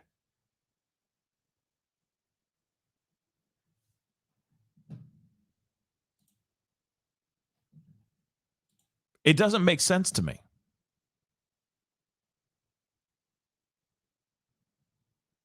It doesn't make any sense to me. Thrifting channel, thank you so much for the $2 super chat. It's like a con game. JD equals the mark. Love you, Pascal. Thank you. I love you too. The thrifting channel. I appreciate you coming in and supporting, and thank you so much for the $2 super chat. But that's the part that doesn't make sense that doesn't make any sense to me. You're going to sit there and say, he shoved me against the wall and then blap in the nose. And you're telling me no one else saw this. And this is, if I'm correct, wasn't that the same night that her dad was doing drugs or doing blow with Johnny Depp? Wasn't that? So you're telling me fiance, future husband, goes get some more drugs, comes back, everybody's okay. Everyone can go back to just, chasing the dragon. And then whatever reservations or problems she has with him, he gets upset, shoves her against the wall, and then in the nose. And you're telling me you would have if it was broken or badly bruised, you'd have two black eyes. Real talk, two black eyes to show proof positive that your face has been just rocked. And you're telling me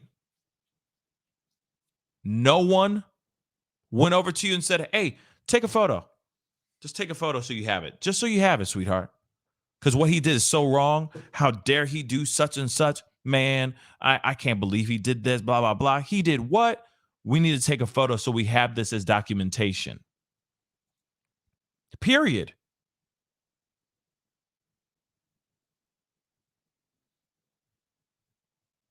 Period.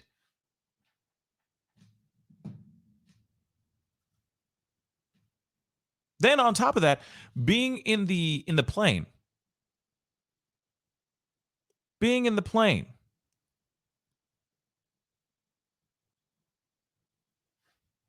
Hold on, I see some comments. I'm going to read those in a second. But being in the plane, she's on the plane.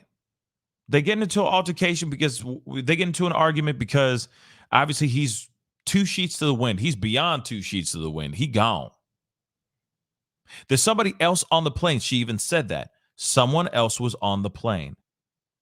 They get into a little bit of an argument.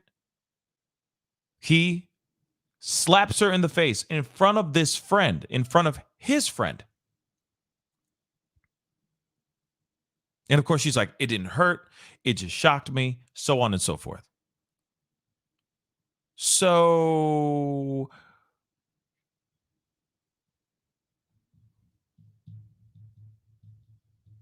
where's the friend? Now, I know that she still has to bring her witnesses up, and I'm sure she's going to have some very interesting character witnesses, also some expert witnesses coming on as well. But where are the photos? Where are the facts of him actually kicking her boot to the back, making her fall over in the plane?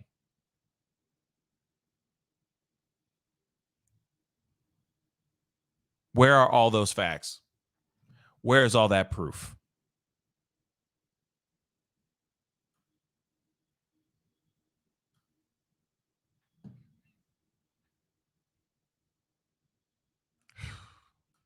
This is just a very frustrating. This is very frustrating, y'all. And I've said it a million times before. This is not something that people who are victims of abuse, people who are trying to get out, people who are trying to muster up the courage to get out, this is not what they want to see. This is not what they should see. Because this person, my personal opinion, this is a woman who is straight up lying. You're telling me that face, her face, unless she went to like one of the best surgeons, plastic surgeons in the world. That's the other piece too, but I'll get to that in a second. You're telling me that she wouldn't have some proof of broken nose? Where are her scars? Better yet, somebody mentioned it before, and I'm going to say it again too, just to echo it again. Where are the medical records of her getting her nose taken care of because of said punch to the face? But what gets me going more than anything in the world is that she said, I bruised or broke my nose. She couldn't even give you a straight answer on, oh yeah, I most definitely broke my nose. She doesn't say anything like that. She just says, oh, I bruised or broke my nose. And then she keeps it moving. I mean, I want to make sure I'm not the only one. I'm assuming I'm not the only one that heard that. I'm not crazy. You know what I'm saying? But she literally said that. How is that solid? How is that a solid story? Real talk. Priya, listen, my ex beat my face and broke my nose. Man, I'm so sorry. And I'm glad you're out of there. Let me just say that really quick. And I sure as heck knew it was broken. I don't buy what she is selling because it is rotten. Absolutely. And I'm really glad you left. I'm really glad you got out of there. God bless you, Priya. Where's another one? Ashley Oaks. My nose was broke 5 times. It doesn't hurt as much or bleed as bad each time I broke my nose, but you still have swelling, etc. Yes. And I don't know how and why you broke your nose 5 times, but at the same time, still, like, you would know. You would definitely know. And people would know that you've been rocked in the face. People would know. You can't hide that. You can't hide that.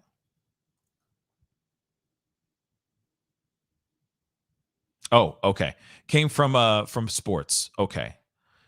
Jet ski accident, etc., but never abuse. Okay, thank God. Thank God. I got a super chat in here. There it is. Crystal Taylor, thank you so much for the $2 super chat. No way he gets full out drunk and kick her.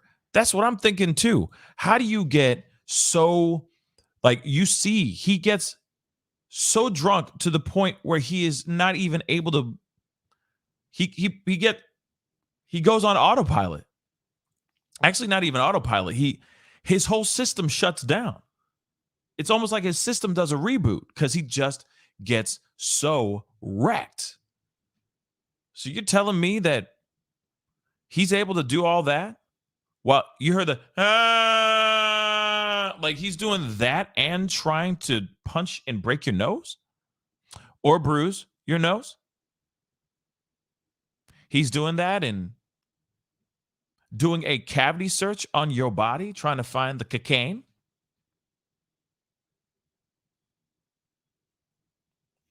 I just don't know. I just don't know. It ain't working for me, y'all. The math is not mathing. The math is not mathing for me. Real talk. It's very frustrating. Long story short, it is extremely, yes. Yes. Roft L guy too. Hopefully I'm saying that right. I don't know. But yeah, he allegedly took her into a trailer or into an RV. And I guess he was very, very drunk, very, very high. He was under the influence, okay? He was heavily influenced, okay? And he was looking for cocaine. He thought that she may have put a packet of booger sugar inside of her hoo-ha. And yeah. Yeah. The rest is history. He went and did a full cavity search on her body. And she talked about it in very, very graphic details. Very graphic details in yesterday's testimony. And a lot of us are not believing a lot of any of this. It's just hard to believe any of this, y'all. Really, it is. For those of y'all, all you survivors, and all y'all going through abuse or just got out of abuse that are victims and survivors, I say God bless every single last one of y'all. Man, y'all some brave individuals. Real talk. But this is, yes, and at the trailer, she was on shrooms too. So how do we know this is really what happened? She could have been, because of the influence, she could have been just imagining that herself. You know what I'm saying? Hallucinating, thinking something happened when nothing really actually happened. God knows what really went down.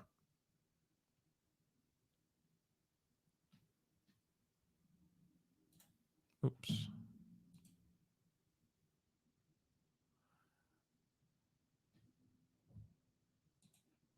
Amen, Ner.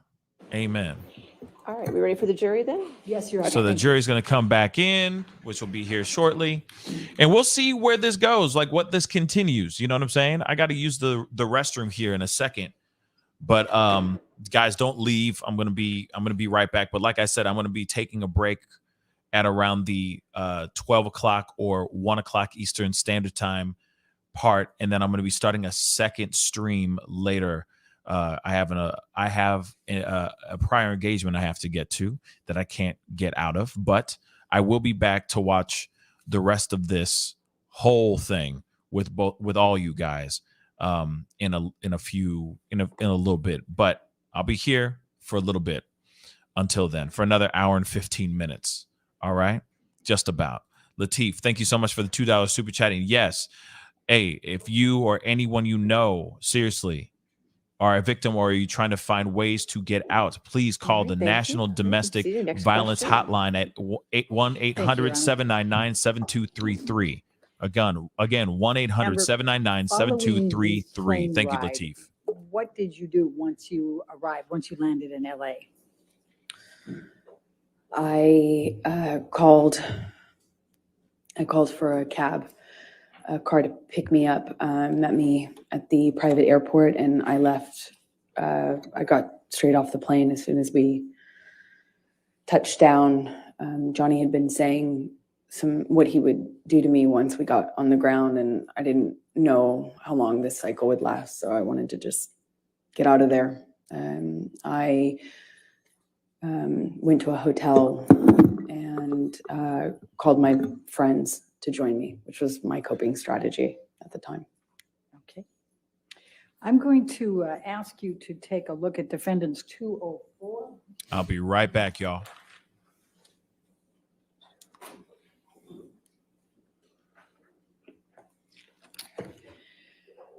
Did you reach out to? Objection, Your Honor, hearsay and leading. Your Honor, I would direct Your Honor's attention to the first one in blue and the third one in blue, and I would say present sense impression and the state of mind at that time. All right, your approach. Yes.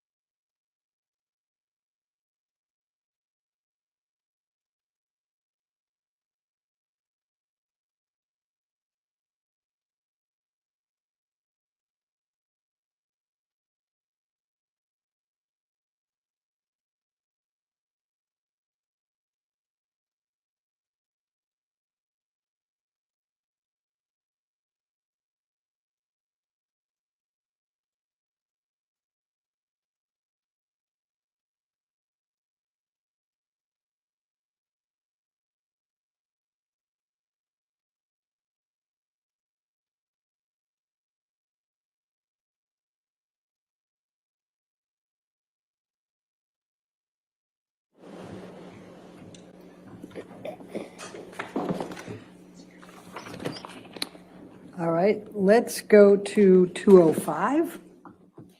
Defendants 205.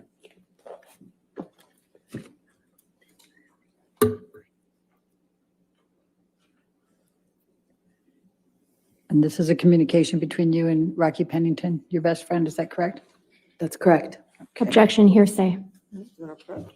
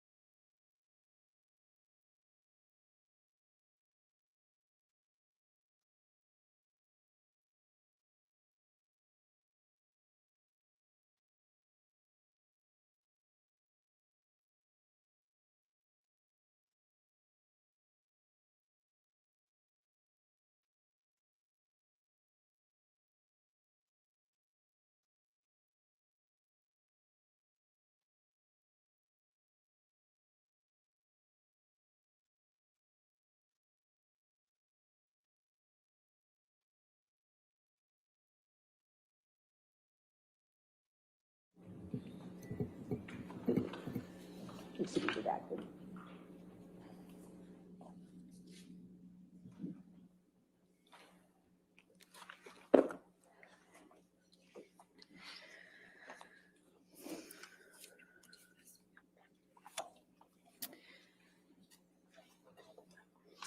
So 205 with redactions is in evidence. Thank you, Your Honor. May we publish to the jury? Thank you. It is. So Rocky on this is Rocky Pennington, your best friend, is that correct? Yes, it is. Okay.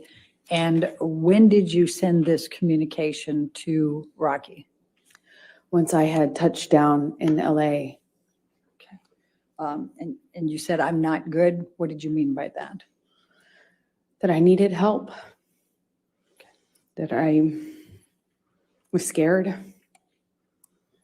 I was scared of what had just happened to me. I was scared of what was going to happen to me.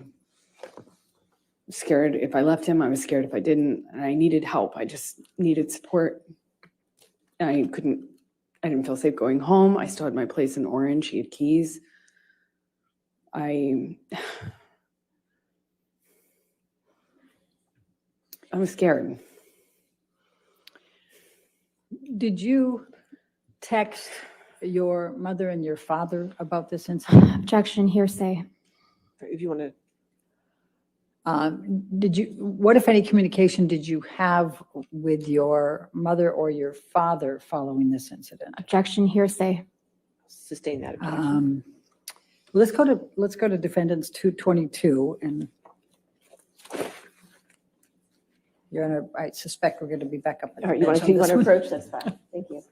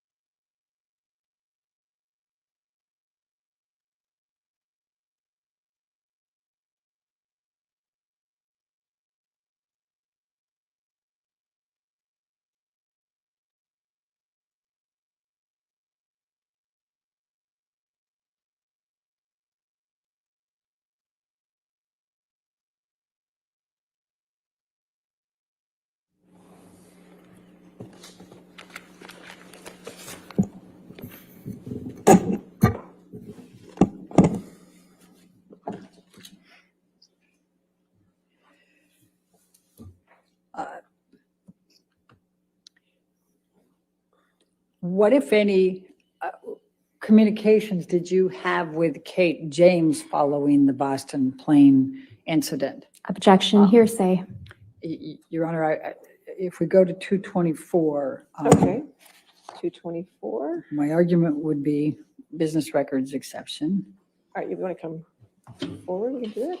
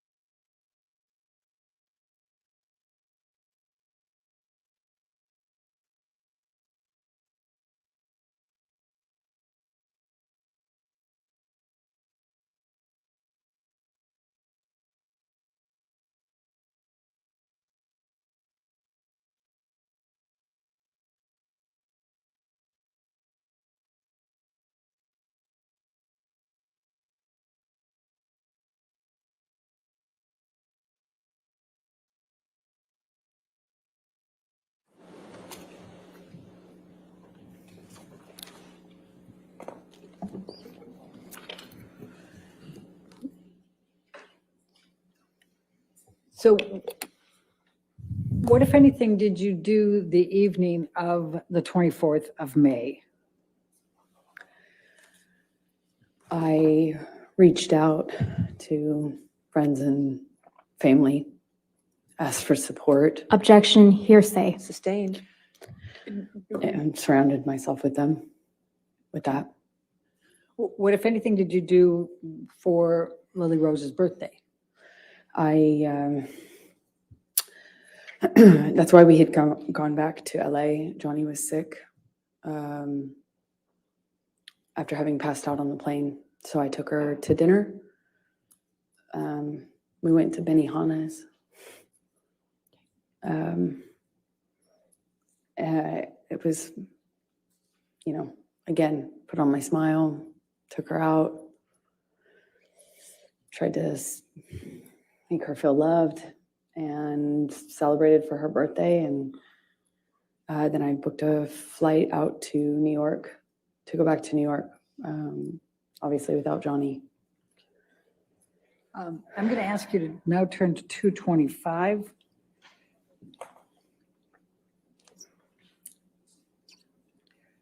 And Your Honor, I'm going to be referring to the last two blue spots on that page with the state of mind.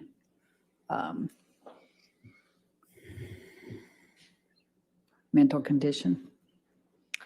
All right. It doesn't, it's still hearsay, Your Honor. May we approach? Yeah, you don't approach. I just don't-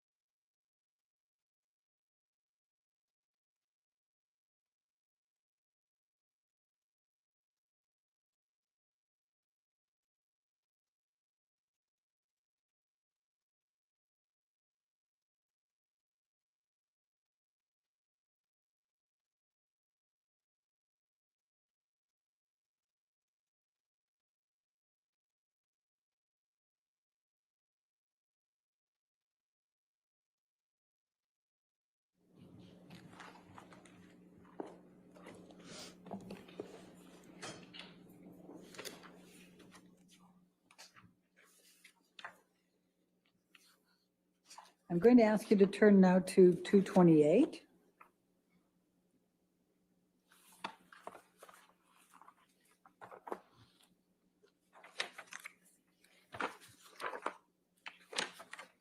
Your Honor, we're going to object on hearsay. if you wanna- First line, Your Honor, Okay. is all I understand in Your Honor's ruling, but I think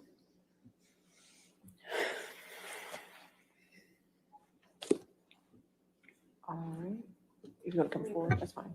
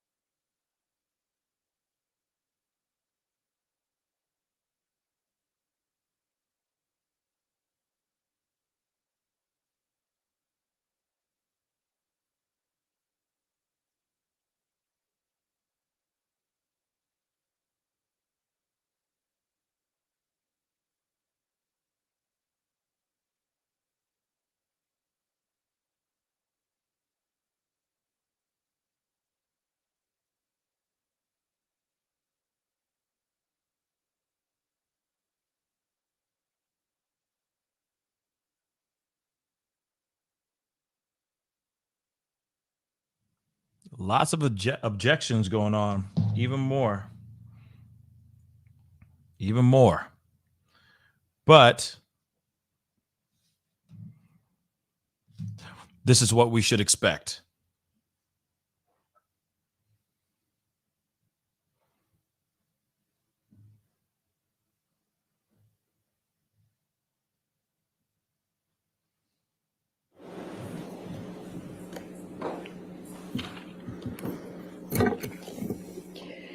So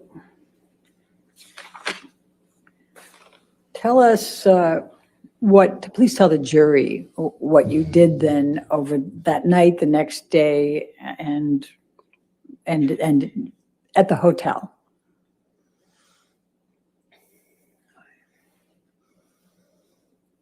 I cried a lot, tried to surround myself with my friends, and resolved to leave him. I felt powerless. Nothing I did made a difference. You know, on the plane, I was so careful. Objection, non-responsive. Please just tell us what you did, and you can tell how you feel, but don't go backwards, okay? I resolved, tried to, the strength to commit to leaving him. I knew I had to. I knew nothing else would make a difference. So I got myself back to LA. New York. And started going to Al-Anon meetings every day. It's a support group for people who love addicts and alcoholics. What, if any, communications did you have with Stephen Deuters? Objection, hearsay. Your Honor, let me ask it this way. What, if any, communications did you have with Mr. Deuters communicating on behalf of Mr. Depp? Objection, hearsay. I would say agency on that, Your Honor. You have to lay a foundation for that. All right, let's go to 229A.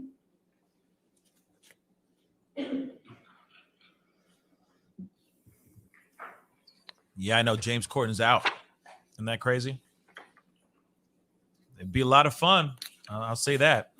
And a whole lot of money. Could you, without saying what the content is, can you tell us who this text message is with? Johnny's assistants. What's his name?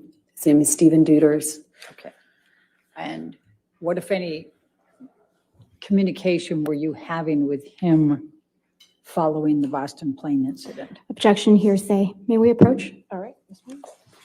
Back at it again. Back at it again with more hearsay, because unless they're going to be showing text messages and all that, what's going on here? You know what I mean? But they're doing their job. They're doing their job.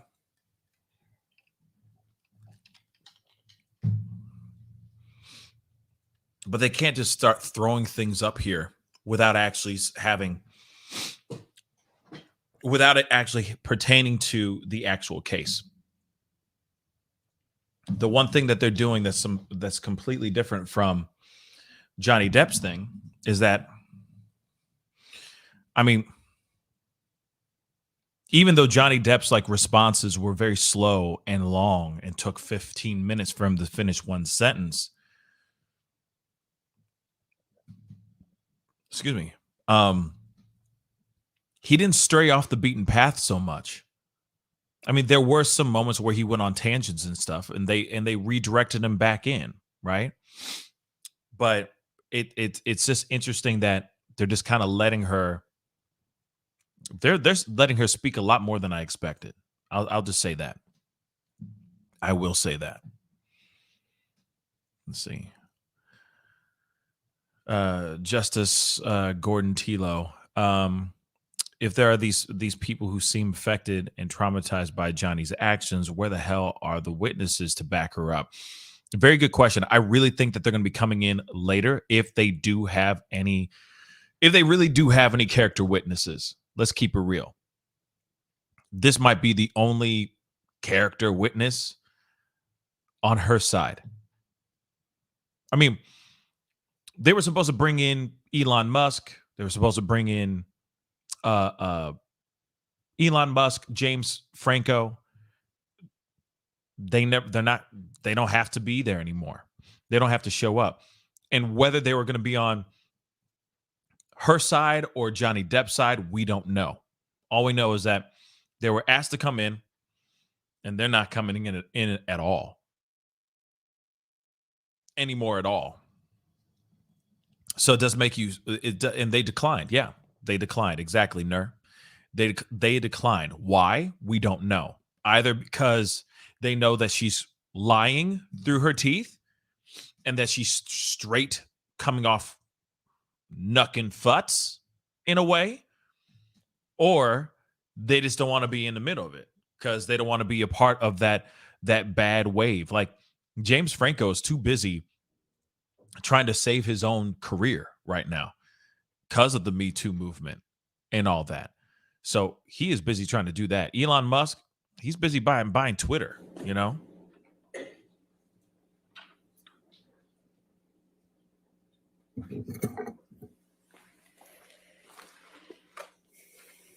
Did you communicate at all with Mr. Depp in the days following the plane bust and plane incident? Yes, I did. Great Please tell question the right jury here. about those communications. I heard from him directly. I also heard from him through his assistants who were texting for him. Objection, Your Honor, hearsay. I'll sustain the You're objection. not allowed to testify about the text messages with his assistant, but can you tell the jury about your communications with Mr. Depp? Okay. It's kind of confusing because he was texting through them. Objection, Right, Your I- Honor. I'll sustain the I objection. I'll strike that from the record and you'll I disregard that understand. testimony. Please answer the question. Just confine it to the communications you had with Mr. Depp, please. That he was sorry and told me that he was in a blackout. He didn't remember everything, but what he did remember, he was ashamed of. He begged me to forgive him. Said he understood and forgave me if I never wanted to speak to him again. He texted me at one point and then I didn't respond right away. And he texted me again that he understood that I had made my decision to move on and good luck and I was better for it. And then continued to contact me. I spoke to him when I was in New York on the phone, and he said that he was he had a chip, or What that did he was say? going to wonder. meetings. That he, I think at the time, mentioned another celebrity that was kind of advising him on sobriety, or not advising him, but, encouraging him. And he was saying, well, look, me and this person, we even went to a meeting. I've got 3 days sober, 4 days sober. And that was the last time. The monster will never come back. Monster will never come back. And because it felt like it felt so much worse than it had ever been before. And because I had, I went to New York and I was trying to get my strength to leave him, I actually thought that it kind of would be the turning point. I thought I had effectively... Objection, Your Honor, non-responsive. Overruled. Oh, go ahead. Thank you. Go ahead. Please continue. I thought things would change. Did you draft any kind of email to Mr. Depp to express your emotions and how you felt about all this? Objection, hearsay. Well, let's go, I'll lay the Okay. foundation, Your Honor. Let's go to Defendants 239. 239.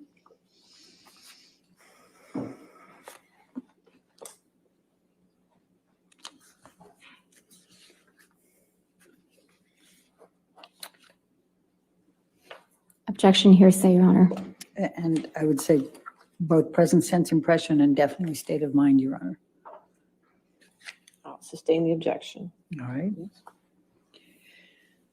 So did you ultimately communicate to Mr. Depp what you first drafted up in an email without saying anything about what's in the email? That calls for hearsay, Your Honor.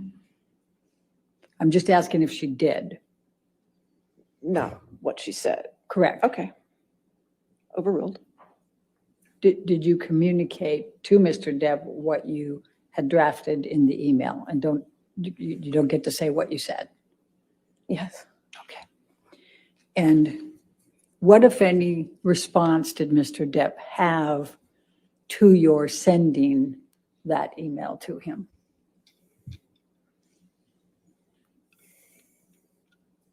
He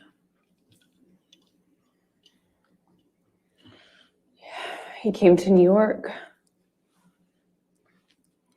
to fight for the relationship, for me, to prove that he was sober and he was committed to changing. I see what you're saying, Ivan. I was just saying they got a lot of yes people around them, and it's easy to just walk outside and just, you know what I I mean? believed he was It's easy to get access embarrassed when and you're sorry. He said a he was, celebrity. and I believed him. So I took him back, or I got back with him Baby, come back. on the condition that he would uphold his promise to do the treatment, to do the full detox, clean up, and never go back.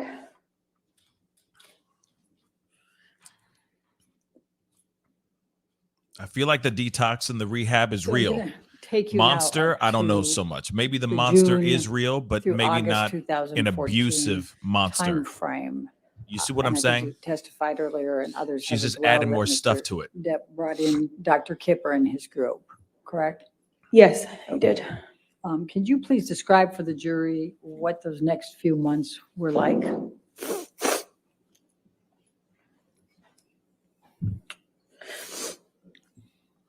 All of a sudden,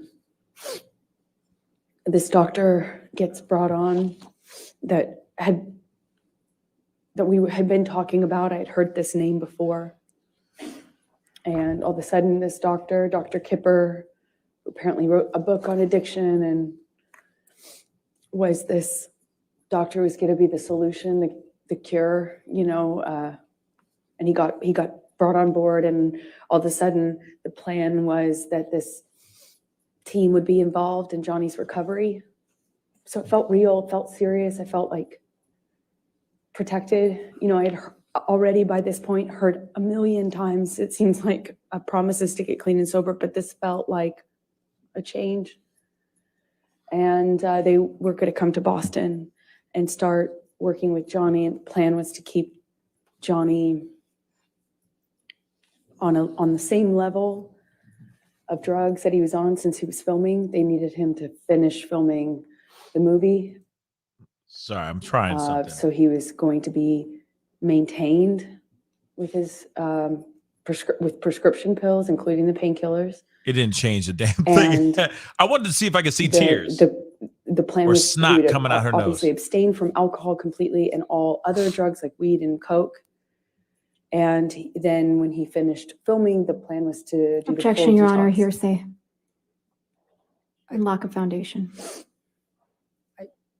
I don't understand what the objection, I don't think it is. I think she was just explaining the context there. I don't think she was saying Well, we what could somebody lay a said. foundation how she knew, but it's fine. How did you know that?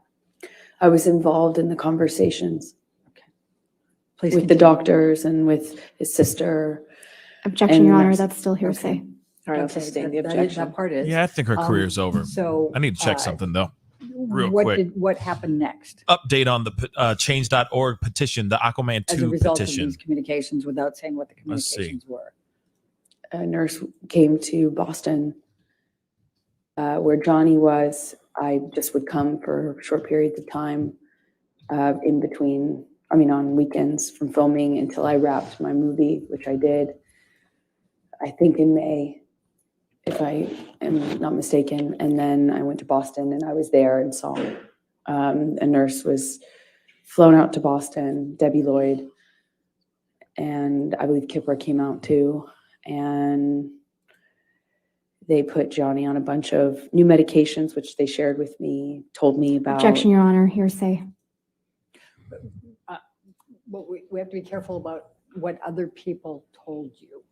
Okay, but you can testify to what you know. Okay, so what happened then? I saw his medications change. I know the amount that Johnny told them he was on was so that they could maintain him for the filming, meaning not make a drastic change in the amount of painkillers he was taking. But his behavior, his whole personality changed drastically. He would be speaking to me, and at the time I was staying in Boston with him, having wrapped my movie, and he would, in mid-sentence, mid-word, fall asleep. One time I was sitting across from him, and he would come in and out of sleep, of being awake, or completely what appeared to be asleep while talking to me, and he had a cigarette in his hand, and Johnny constantly smoked, and he just sat the cigarette, as he fell asleep while speaking, down on his leg. They're hand-rolled cigarettes. They don't stay lit very long, thankfully, but it was things like that, and I didn't understand it. Even though I had experience with drug use in my family, I hadn't seen anything like this. And it was so dramatic, the change, that I was trying to figure out with the nurses and doctors what happened, what changed, how we could explain the change and what medications were causing it. I knew there were new medications involved. So, I was constantly worried and in communication. And Johnny's behavior got worse and worse, more of this passing out, nodding off, waking up in the middle of the night, screaming, waking up in the middle of the night, sometimes crying. And the emotions would change from one to the next, like by the second. I remember we were on a long weekend when he was filming in Boston, and we went to this like a resort retreat hotel, and I think this was part just is true. bawling. It broke my heart. There was just a lot of changes, and I really didn't know. I felt so bad for him, and I thought maybe it was just what Kipper had introduced into the regime, the medications.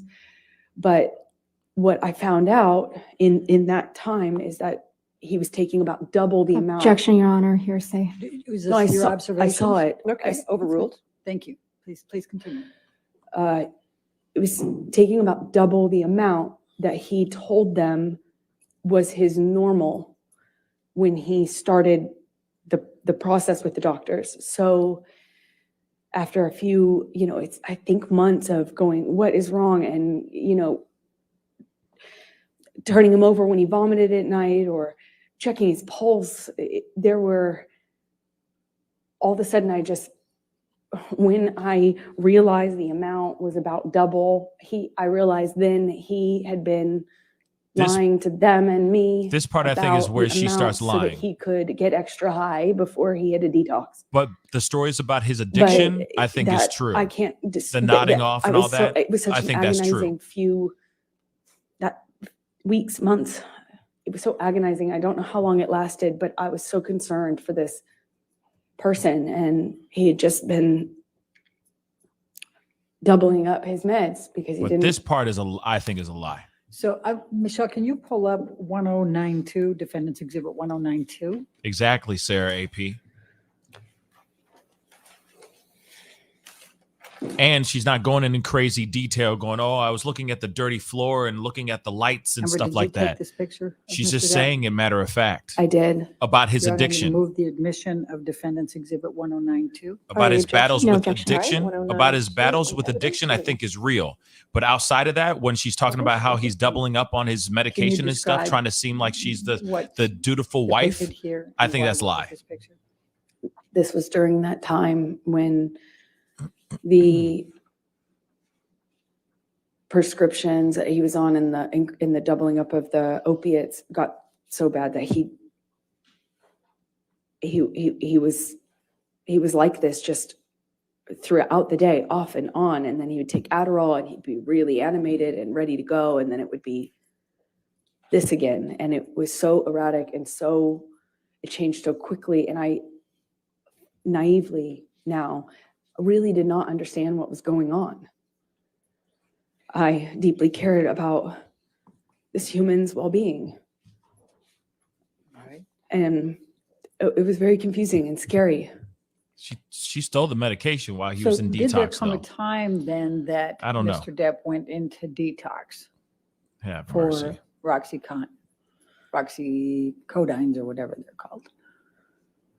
Yes, when he finished filming, the plan was to do the detox, and that's what we did. And when was that? That would have been early August of 2014. I believe we left. We were there for, I think, a week to 10 days, 8th through the 18th, more or less. And we've heard some testimony about this, but can you Great please question. describe for the jury what took place during this detox on the Bahama Islands in August 2014? Where's the physician at? It was for the first few days, okay, peaceful. The nurse, and then later nurse and doctor were staying on a different part of the island, a few minutes drive by ATV, like 10, 15 minute, by one of those ATV vehicles.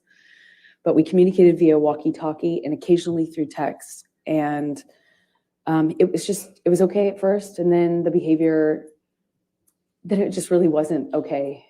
It was up, down, he'd be mad at me. Then he was wanting a hug. He cried a lot, and then he, wanted to have sex a lot, which is just not like Johnny at all.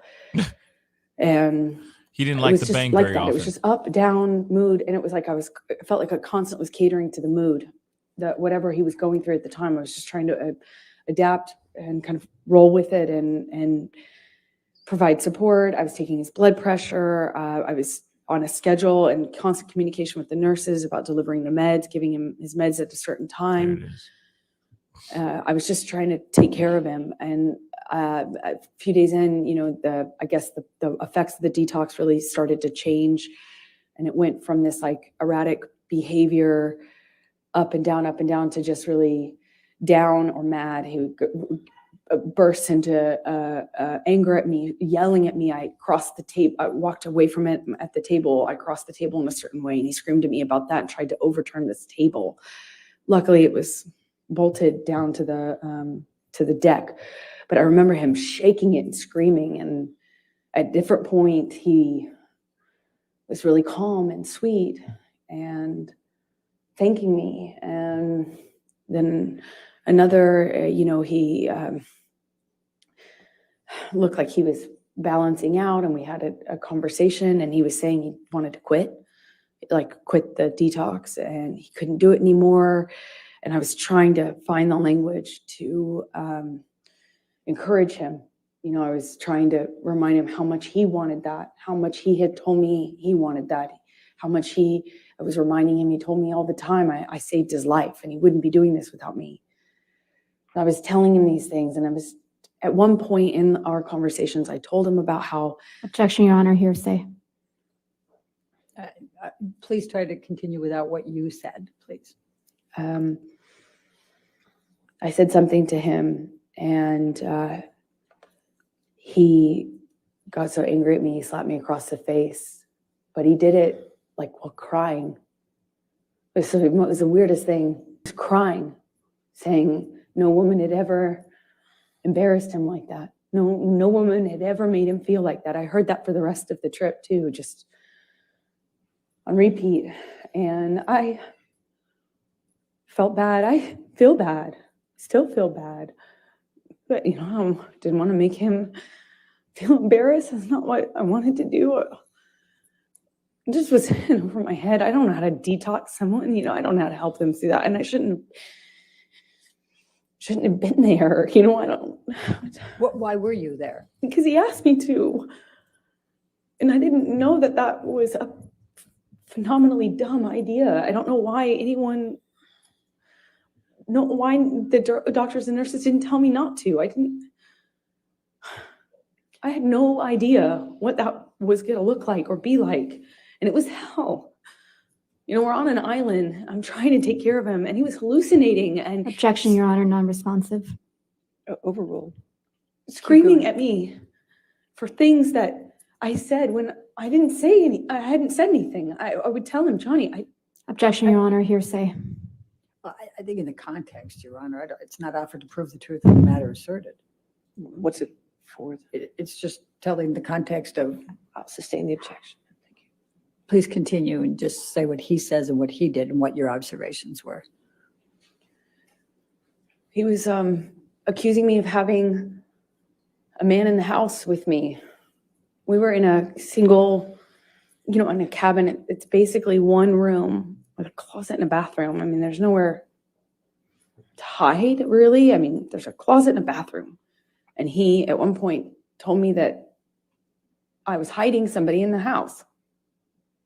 Another point, he was communicating with someone not in the room.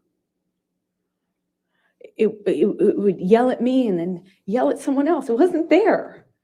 And I tried to ask for what I should do. I didn't know what to do. It was terrifying and strange. The whole week was... So after you left Bahamas and finished with the detox there, where did you go from there?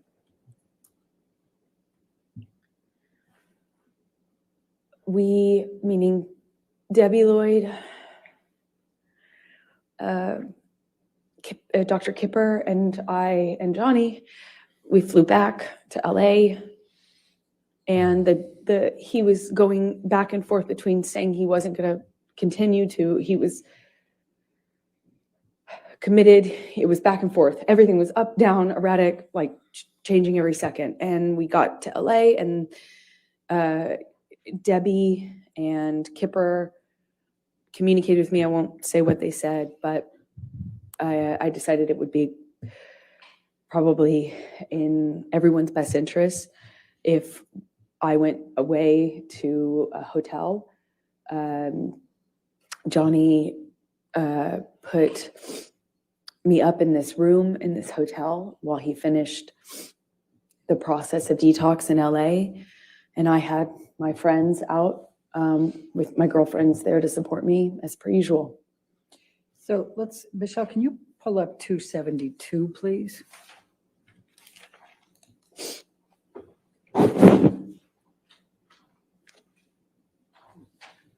And after you both returned to LA, did Mr. Depp communicate with you by text while you were apart, while he was finishing the detox? Yes, he did. Your Honor, I'd like to move the admission of 272. Any Defendants objection? Yes, Your Honor, to the first message. Excuse me, Your Honor, to the You second. mean the response? Right. Okay. Just present sense of impression, but I'm understanding Your Honor's Yeah. rulings on that. Okay. So Do you want to redact it? can we That's fine. redact that second message?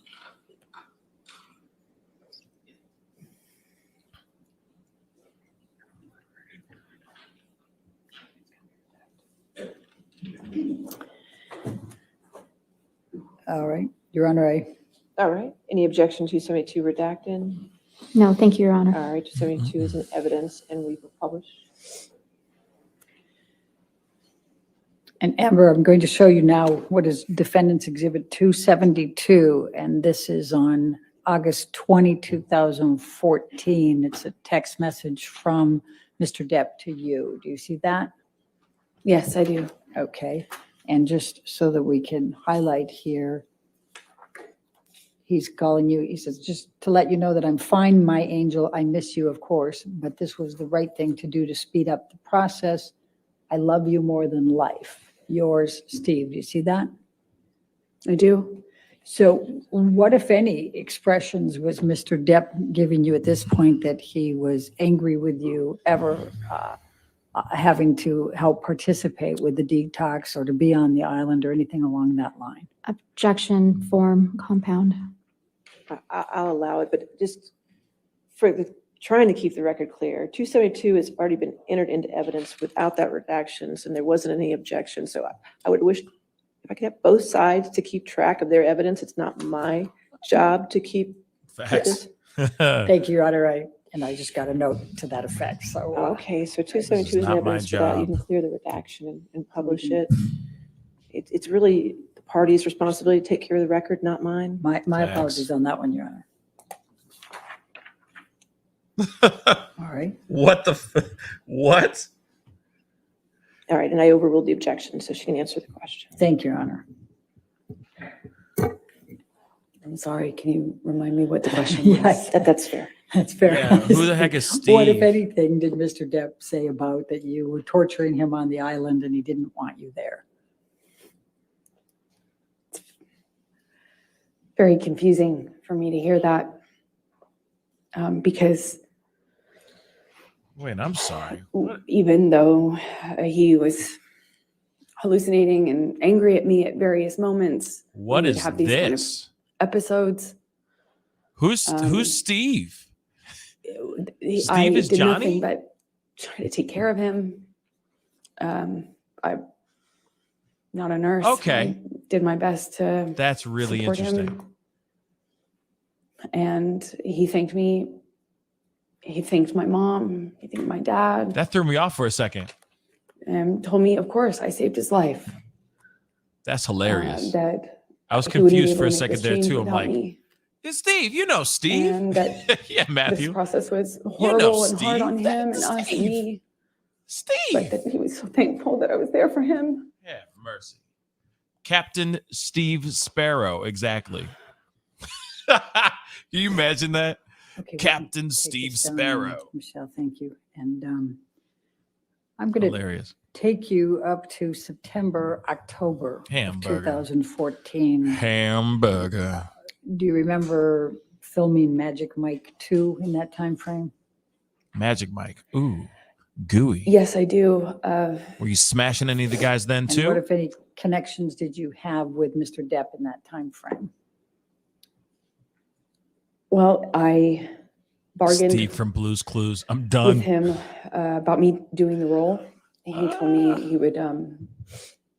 would call the actors. It was a mostly male cast. But I bargained with him. Objection, Your Honor, hearsay.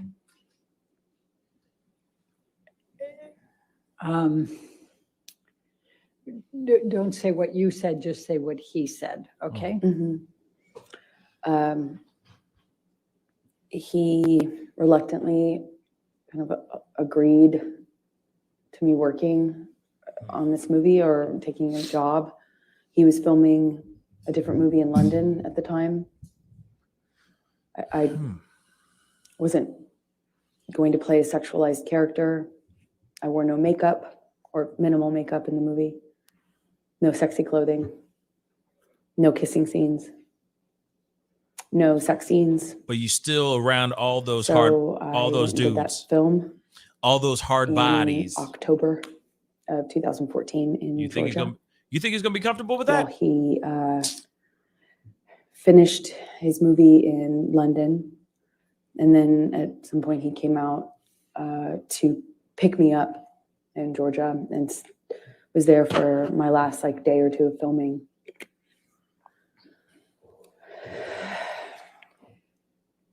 I'm going to ask you to turn to, Michelle, can you bring up 310, please? Defendants 310.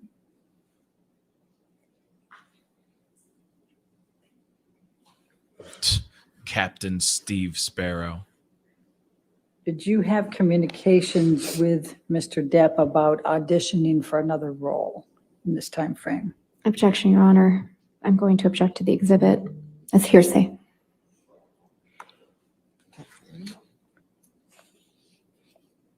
I'm not sure who's in the text exchange.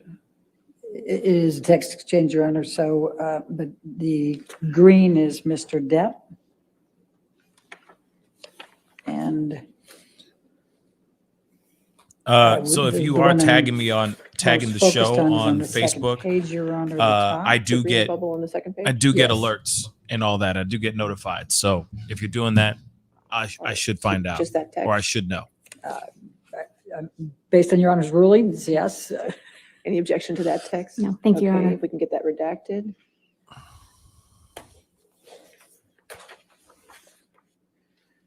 And while that's being redacted, Amber, let me ask you, what, if any, anything was Mr. Depp saying to you in this time frame? We're talking November 2014, about you not working anymore or not taking on any more work or auditioning. Objection, Your Honor. Compound. They're all the I'm same reading. subset. Overruled, I'll allow it. Thank you. Johnny was angry with me for working. I had finished my job and I needed to eventually find another job, meaning a movie, to work on. And he was furious at me for, he found, like, we call them sides. They're just pieces of an audition, pages. And he found something that had been sent to me to consider auditioning for. And he blew up at me for, yeah, I think what he said to me is that I didn't tell him, that I didn't ask him, and that because he didn't know about that audition that I hadn't done yet, that I had been hiding it, and was furious at me.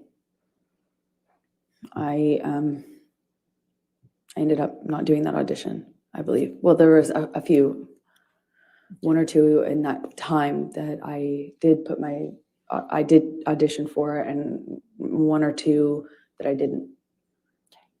Going to ask you now to take a look at what is Defendants Exhibit 310. Do you recognize this email from Mr. Depp? Yes, it's a text. Your Honor, I'm going to move for the admission of... It's in evidence, 310. Oh, okay. It's evidence Thank with you. redactions, so I published it. Please tell the jury about this text and the context. This was Johnny's response to me apologizing for having an audition. Thank you. All right, now I'm going to stay in November of 2014. And did there come a time that Mr. Depp told you that he understood that you were not going to accept any more jobs, that you were going to stop working?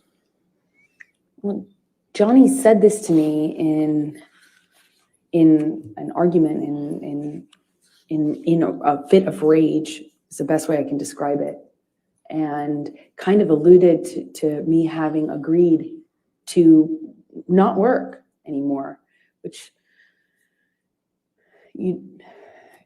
if you don't know me, is preposterous. Preposterous. There's no way I would agree to that.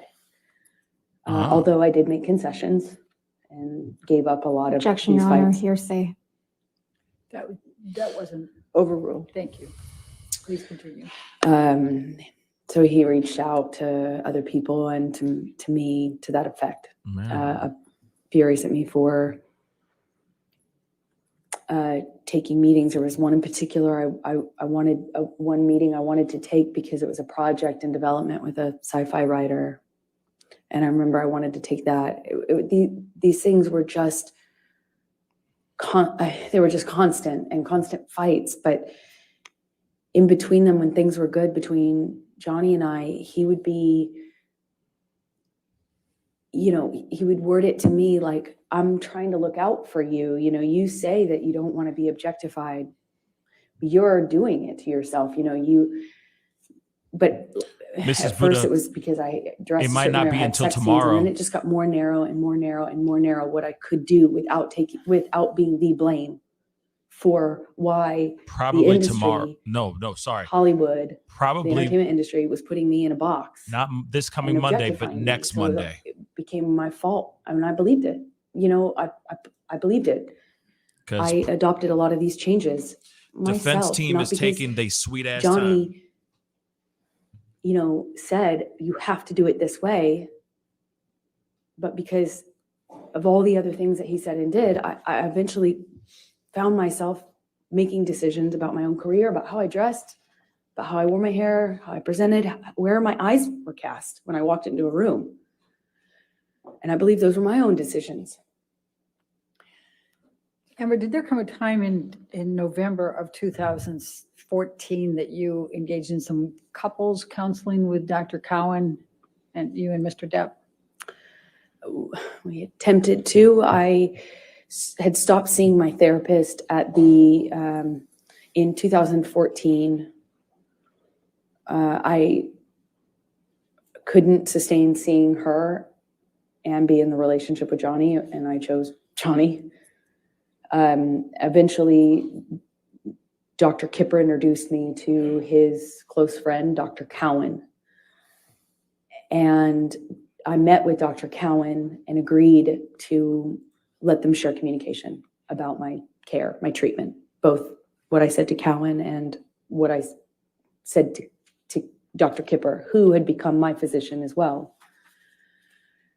He also put a nurse on me that would be my travel companion. And that travel companion would keep tabs on me and report to Dr. Kipper, who reported everything to Johnny. Objection, hearsay.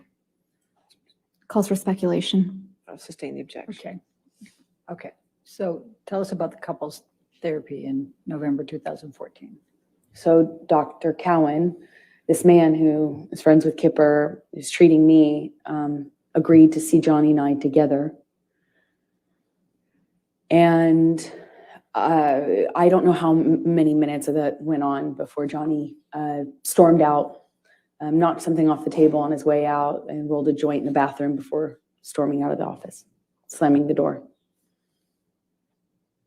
He's like, did you really do that? All right. He's So like, no. I'm going to take you up to December It's like, of hell no. 2014, She's and lying, specifically man. December 17, 2014. He's like, you ever try to do that and lace it with And I'm shrooms going in to there? ask you to take It's amazing. what, if anything, do you recall of an incident with Mr. Depp relating to Clive Barker?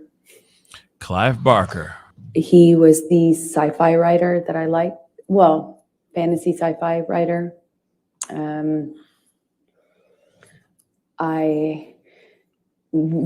I kind of had a dream project based on a book that I loved of this author. He's just a weirdo genius. Weirdo artist, genius. Writer. And I had a meeting with him through another director about a piece of property he wanted to make into a movie. And I wonder what movie or what book. I just remember I believe we were at the ECB. It was in December of 2014 when She's trying to Johnny charm. found out that I had this meeting scheduled. She's trying to charm the jury. And, That's all she's trying to do. Trying to be furious charming. at me. Accused me of having this plan to sleep with this.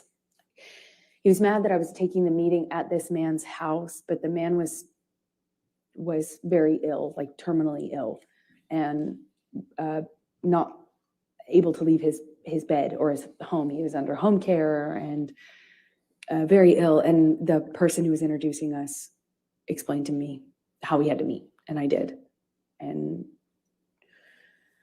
that was a big problem for Johnny. At first, it was that he Thank you for the was $2 concerned super about chat. my safety, and I thought that was Jalaj. sweet. And there is something that's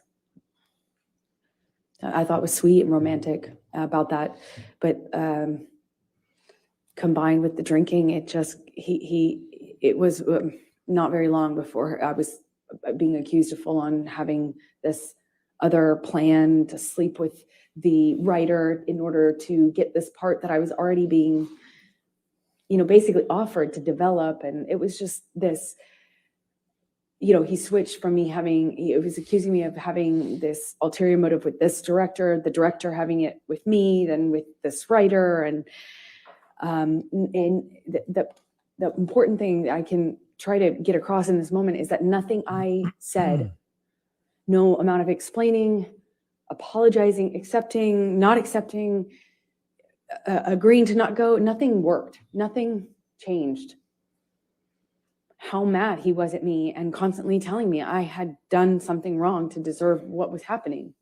Until, of course, he takes it too far, hits me too hard, breaks too many things in the house, and then leaves, which was the pattern. And he would leave and not have to deal with the cleanup. He never had to deal with the cleanup. He never had to deal with the destruction or see me or the house that he had destroyed. He never had to deal with my face the next day. He would just go. I called it splitting. He just split. And eventually I'd get an apology of some kind, or I would get an offer to have him come over. He would offer to come over and talk or give me my peace or give me my goodbye.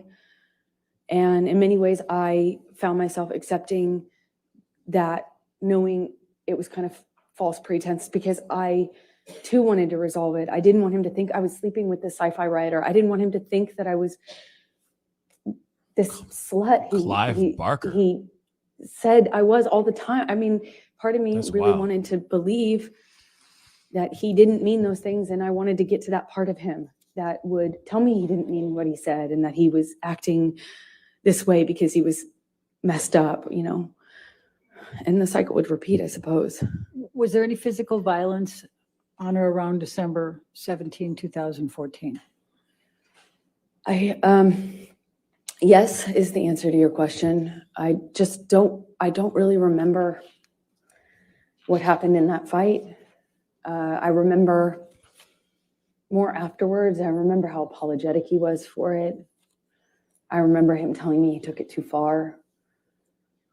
I remember him saying he'd never do it again. And I remember wanting to get to Christmas. Christmases are hard, probably for everyone. And I remember it was close enough to Christmas that I was tired. And I wanted to be in I wanted to be in a kind, gentle, peaceful state for Christmas. I didn't want to go through a breakup at this time. I didn't want to, that's what I remember of that time. Let's bring up Defendants Exhibit 321, Michelle. Thank you, Monica And this Chavez, is for the on $5 super chat. Thank you. 12/17/2014. Is this a text message exchange between you and Mr. Depp? Yes, it is. Your Honor, I'd like to move the admission of Defendants 321. Any objection? Sorry, Your Honor, just a quick minute.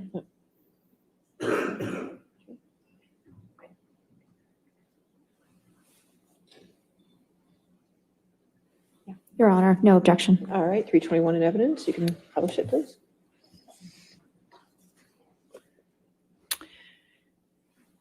Amber, I'm just going to turn your attention to this. This is an email exchange between you and Mr. Depp, and he says, I am truly sorry to have upset you to the degree that I have. I couldn't be more sorry for yet again ruining your day. I do, of course, take your generosity, your selflessness, your affection, and your sweet doting deeply into my heart, and I think that I've been reciprocal. Agony is never the answer to any equation or occasion, nor is rage. But he's referring to her. Please know that my apology is sincere and solid, and as stupid as it sounds, I hope your meeting with Clive Barker is excellent. You see that? Yes. Okay, and then you respond, thank you for your words. And you indicate you just left Betty Sue's, that's his mother? Yes, and I then had a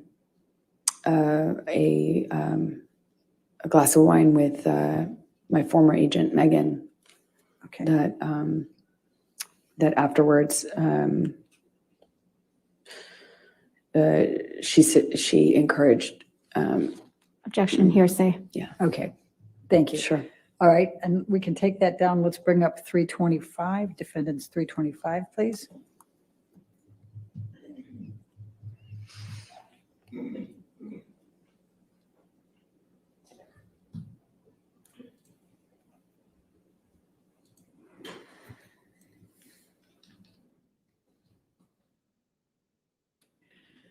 And this is an email exchange the following day, 12/18/2014, is that correct? Yes. Okay, Your Honor, I'd move the admission of defendants 325. It's already in, oh, it's already in, Your Honor. My apologies. We'll get that figured out at lunch. With what redaction is It's already in, it? It's so. been in evidence. Does anybody over there have the list of evidence that's already in evidence? Yes. Okay, we're making sure. Ours indicates it is. It's in. It's in evidence. Without redactions, Your Honor. It was redacted. I don't know what it Well, was redacted to. The redactions don't. That's how it is in evidence, Mr. Murphy? We can check, we'll check our copy. Thank you. Thank you so much for the $5 super chat, Jala. Humphrey Bogart and Lauren Bacall would call each other Steve and Slim from the movie It's to fine, have Your Honor. and We've to have confirmed. not. Thank you. So that's why they call each other those names. That makes sense now. I was like, why Steve? Like Steve? All right. Can we publish? You know, Steve, Thank you. Steve, you know? That makes sense now. Thank you for clarifying that for me. Thank you, Jala. And thank you for the $5 super chat. You can't see it on your screen? All right, we'll take care of that during the break. If you could just share it there. Oh, get it? Okay, thank you. All right, good. Okay, thank you. So this is from Mr. Depp, right? Says it's a way, I've let it go too far, went too far. Do you see that? Yes, I do. I always regret it when I jump, or worse, when you jump. I don't want to be conditioned to continue that behavior. Therefore, I'll put in heavy work with shrink. What is your understanding of what he's referring to with shrink? Psychologist. Objection calls for speculation. Did you have an understanding of what he meant? Yes, I knew exactly what he meant. And what did he mean? Shrink is shrink. What did he call shrink? Johnny called shrinks, meaning of psychologists, therapists, shrink. Okay. I'm sorry for being less, for your disappointment in me, for my behavior. I'm a fucking savage. You see that? Yes. All right. Gonna lose that, gonna lose that. The devil is all around, right? Now, you respond to this. I'm a savage. And of course, before you go there, and he says, I am well aware I should have been bigger at the moment and that it will never again manifest in negative experiences. It can be done. What a killer concept to visualize. Do you see that? Yes, I do. And you respond, I love you. I miss you already. Correct? That's right. Right. And what, if anything, is that consistent with the cycle that you have described?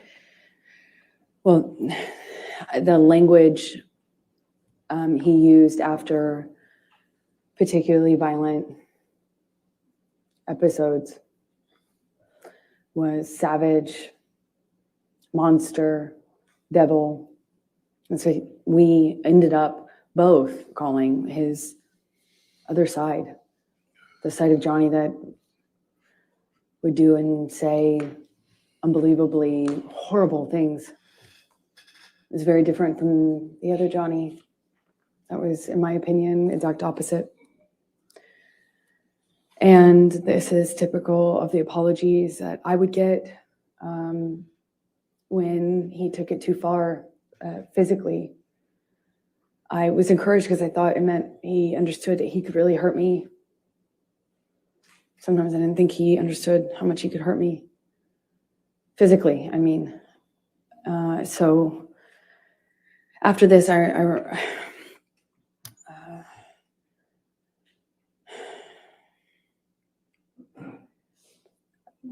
had a visible bruise. I don't remember where, but I remember what other people, well, I can't say that, what they said. So anyway, and I, in these fights, would try to stand up for myself. By December 2014. I was pushing back. I'd push him off of me. I tried to hit his hands away. I tried to always get back up, which sometimes, not sometimes, almost always made it worse. Always seemed to provoke him. But I tried. And worse, I would yell at him. I'd scream at him. I'd call him ugly names. So ashamed of the names we'd call each other. It was awful. It was awful. We both got into that pattern. It was so, I felt so angry that this was happening to me, and it just felt so unfair, It felt like nothing I could do. Felt like nothing I could do would change the sobriety patterns. Felt like nothing I could do would stand up for him, and nothing I did made him stop hitting me. Nothing. So, I tried for over a year, maybe two, of just not responding physically, not responding verbally, just staring at him. I tried to freeze. I tried to go to a different place. I would try then lashing out verbally. I would try to threaten that if he hit me again, that I would call the police. Police were called several times, but I tried to do everything. I even threatened to leave him, and tried to leave him, and nothing was working. And I think by this point in our relationship, we're both saying awful things to each other, screaming at each other. And unfortunately, when Johnny would start hitting me, he'd just win. I don't know how else to describe it. This might be a good Okay, that's time for good. the lunch break. All right, well, ladies and gentlemen, we'll go ahead and take our lunch break at this time until 2:00. Please do All right. not discuss the case or do any outside research, okay? Thank you. All right, guys. So that is part one, everybody. What do you guys think so far? I definitely have some opinions here, but unfortunately, I'm going to have to hold out until I come back. I got to end this feed, unfortunately, but I will be back on in a few hours to watch the latter half, or not the latter half, but the rest of the trial. I will be watching it, but I just won't be watching it live right now. But I will be on a few hours from now, probably around 2:00 my time, so Central Standard Time, so 3:00 your time. Or 3:00 Eastern Time. Okay, so that's when I'll be back on, because I got to end this feed. But then when I come back, we'll watch a little bit of it, discuss a few, and then we'll chop it up. Okay. I do appreciate all y'all for being on with me today for this part one. Unfortunately, today was a day I just couldn't get around this schedule. But I've been here for the other days. Just today is going to be broken up a little bit weird, but be sure to tune in 3 p.m. Central Standard Time. I will be back on to watch the last hour and a half, because I think they're going till 5:30 Eastern Standard Time this time. So I'll be on watching till 5:30 Eastern Standard Time to watch the rest of the thing. Okay. But we will be talking about it. So come back here. My stream will be live again very, very soon. I got to run off and do a thing, but I will be back. Okay, guys? I will talk to you guys soon. But please, before you guys go, just for this stream alone, hit that like button down below. I'd really appreciate it. And of course, hit that subscribe button. All right. I'd really, really appreciate that as well. Anyway, it is time to get going. I'll see you guys in the next feed, which will be in about 2 hours from now. All right. So I'll see you guys soon. This is the Pascal Show. Bye.